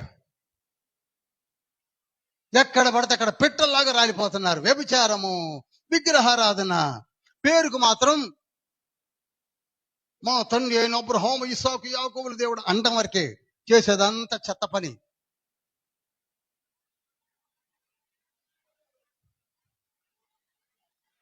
వారిని వెతుకుడ కొరకే వచ్చాడు.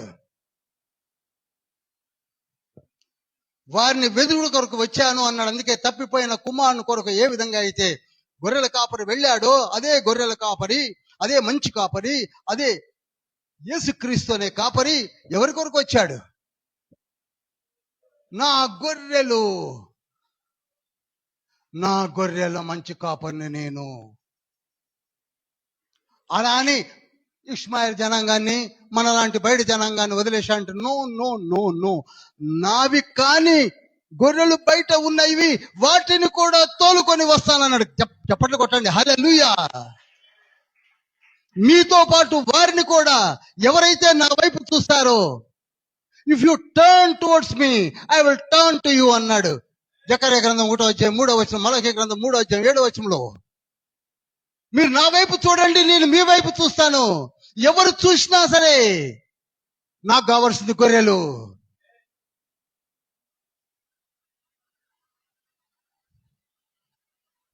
తప్పిపోయాం. ఎంతకాలం తప్పిపోతారు? ఏమనుకుంటూ కూర్చుంటారు? ఎంతకాలం కూర్చుంటారు? ఏ ప్రాణం పోతే 2 అవుతుంది, 3 అవుతుంది. మన మధ్యలో ఉన్నటువంటి వారు అందరూ పోయారు, మనము పోతాం. Our eschatology is heavenly kingdom. మన నిత్యత్వం పరలోకము. అక్కడికి తీసుకెళ్తానంటున్నాడు. అందరం లేచి నిలబడదాం.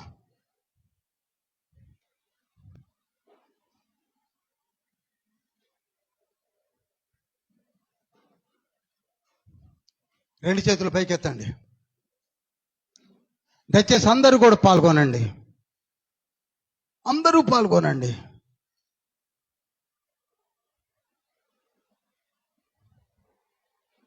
ఈరోజు యేసయ్య మనతో మాట్లాడాడు. మీరు నా బిడ్డలు, నా కుమారులు, నా కుమార్తెలు, నాదన్యు మీదే. ఎందుకని? You are my children, you are my children. నాకున్నవన్నీ మీవే. నేను దిగి వచ్చిందే మీ కొరకు. ఒక్క గొర్రె కూడా తప్పిపోవడానికి వీల్లేదు. 99 గొర్రెలను కాపాడుతాను, తప్పిపోయిన గొర్రెను కాపాడుతాను. అందుకే మీ కొరకై తప్పిపోయిన వాటిని వెతికి రక్షించుటకే నేను వచ్చాను అన్నాడు. లూకా సువార్త 19వ అధ్యాయం 10వ వచనంలో.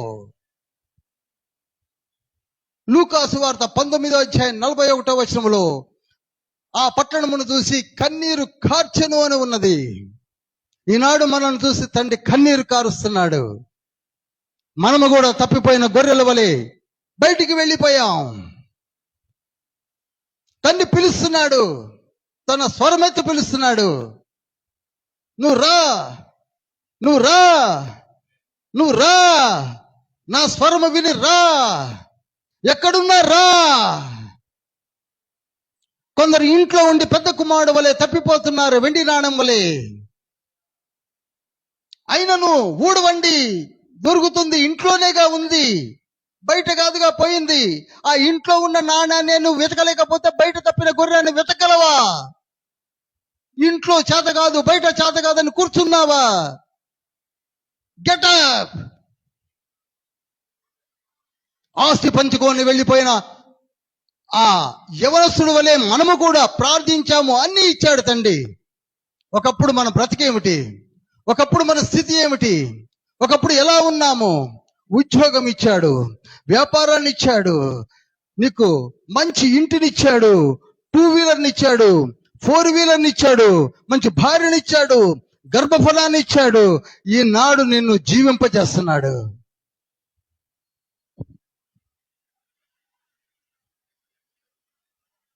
అయినను తండ్రి వైపు చూడలేకపోతున్నావా? అయినను చూడలేకపోతున్నావా?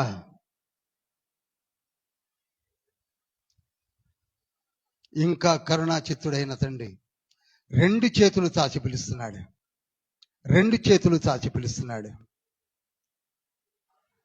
ఎందుకు సోలిపోతున్నావు? ఎందుకు సోలిపోతున్నావు? ఎందుకు కష్టాలని, కన్నీరని బాధపడుతున్నావు? ఎంతకాలం బాధపడతావు?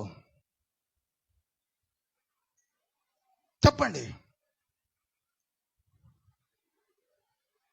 యేసయ్య దగ్గర రండి, మారు మనసు పొందండి. అన్నీ ఇచ్చాడు కదండి. ఆ వెళ్ళిపోయినటువంటి మొండి ఘటమైన, తప్పిపోయినా, చచ్చిపోయినా కుమారుడు తిరిగి వచ్చాడు కదా. మనం ఎందుకు రాకూడదు? మనం ఎందుకు సిగ్గుపడుతున్నాం? మనం ఎందుకు ఆలోచిస్తున్నాం? ఎందుకు కూర్చోలేకపోతున్నాం, వినలేకపోతున్నాం, ప్రార్థనలో పాల్గొనలేకపోతున్నాం? ఇక్కట్టులు ఈ బంధులు నిన్ను చుట్టుముట్టినా,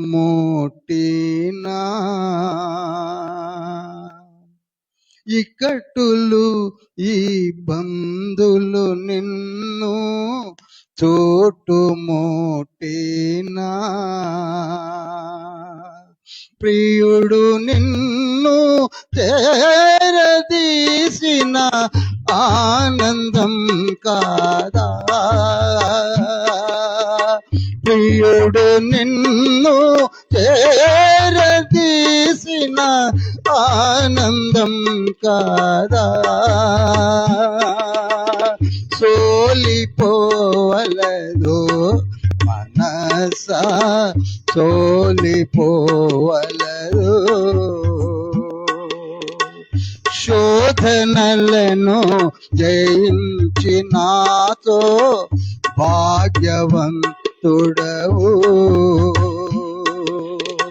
శోధనలను జయించినాతో భాగ్యవంతుడవు.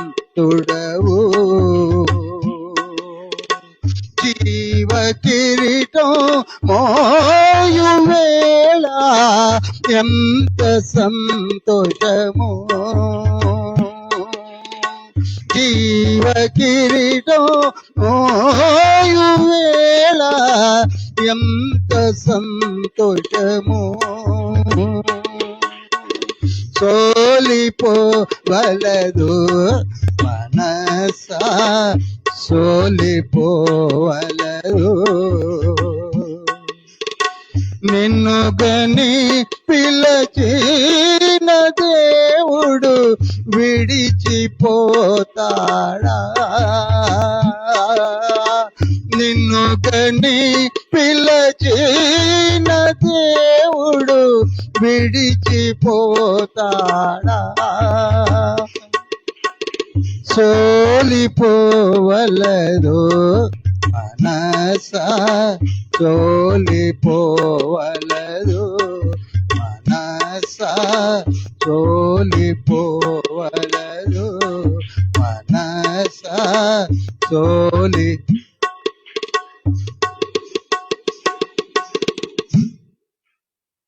ఇప్పటికైనా సమయం మించిపోయింది ఏమీ లేదు. Still we are having chance. Still god has given us opportunity. తండ్రి వద్దకు వద్దాం, తండ్రి వద్దకు వద్దాం. ఆయన ముద్దు పెట్టుకున్నట్టుకు సిద్ధంగా ఉన్నాడు. రక్షణ వస్త్రములు ఇవ్వడానికి సిద్ధంగా ఉన్నాడు. అధికార ఉంగరమును తొడిగించడానికి సిద్ధంగా ఉన్నాడు. సిద్ధ మనస్సు అనే జోడును నీకు తొడిగించడానికి సిద్ధంగా ఉన్నాడు. Everything will be given from the heaven of heavens. మనమే సిద్ధంగా లేము, మనం ఇంకా బయటనే ఉన్నాము. మనం ఇంకా తప్పిపోయిన గొర్రె వలె ఉండి పిలుపుని వినకుండగా బయట తిరుగుతూ ఉన్నాము. చీకటైనా పిలుస్తున్నాడు, నా గొర్రె రా అని పిలుస్తున్నాడు. గొర్రె వచ్చింది కానీ మనము రావటం లేదు. చిన్న కుమారుడు లేచి ఆయనే వచ్చేశాడు. మనం ఏనాడు లేస్తాము? చూడుము, చీకటి భూమిని కమ్ముకునిచున్నది, మనకు మాత్రం చీకటి కనపడటం లేదు. మనం ఇంకా లేవలేకపోతున్నాము. లేచి వద్దాం. సమయము ఇంకా తండ్రి అనుగ్రహిస్తున్నాడు.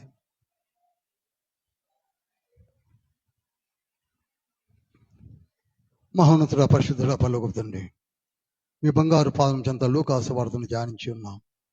2వ పార్టుగా ధ్యానించాము. మమ్మల్ని దీవించారు, నడిపించారు. వర్షాభావం అయినప్పటికీ, పవర్ ఇంటరప్షన్ జరిగినప్పటికీ మమ్మల్ని దీవించి ఆశీర్వించి మాకు ఇచ్చిన కృపను బట్టి కొనాలు చెల్లిస్తున్నాం. మాలో తప్పిపోయిన గొర్రెను మేమే వెతుకుతాము తండ్రి. తప్పిపోయిన ఇంటిలోని నాణెమును కూడా మేము వెతుకుతాము తండ్రి. మేము కూడా మీకు దూరంగా తప్పిపోయి జీవిస్తున్నాం ప్రభువా. మా పాపములను క్షమించి హక్కున చేర్చుకొనమని యేసయ్య పరిశుద్ధ నామములో అతి వినయంతో వేడుకుంటున్నాం పరమ తండ్రి. Amen, amen, amen. పరలోకమందున మా తండ్రి, నీ నామం పరిశుద్ధపరచబడును గాక, నీ రాజ్యం వచ్చును గాక, నీ చిత్తం పరలోకమందు నెరవేర్చబడినట్లు భూమి అందు నెరవేర్చబడును గాక.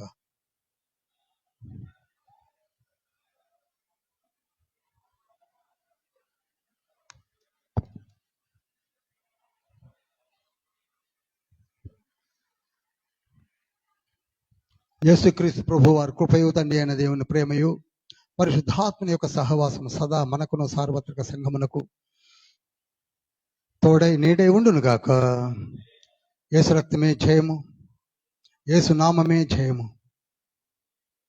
ప్రభు యేసు రక్తమునికి సంపూర్ణ విజయము కలుగును గాక. Amen, amen, amen.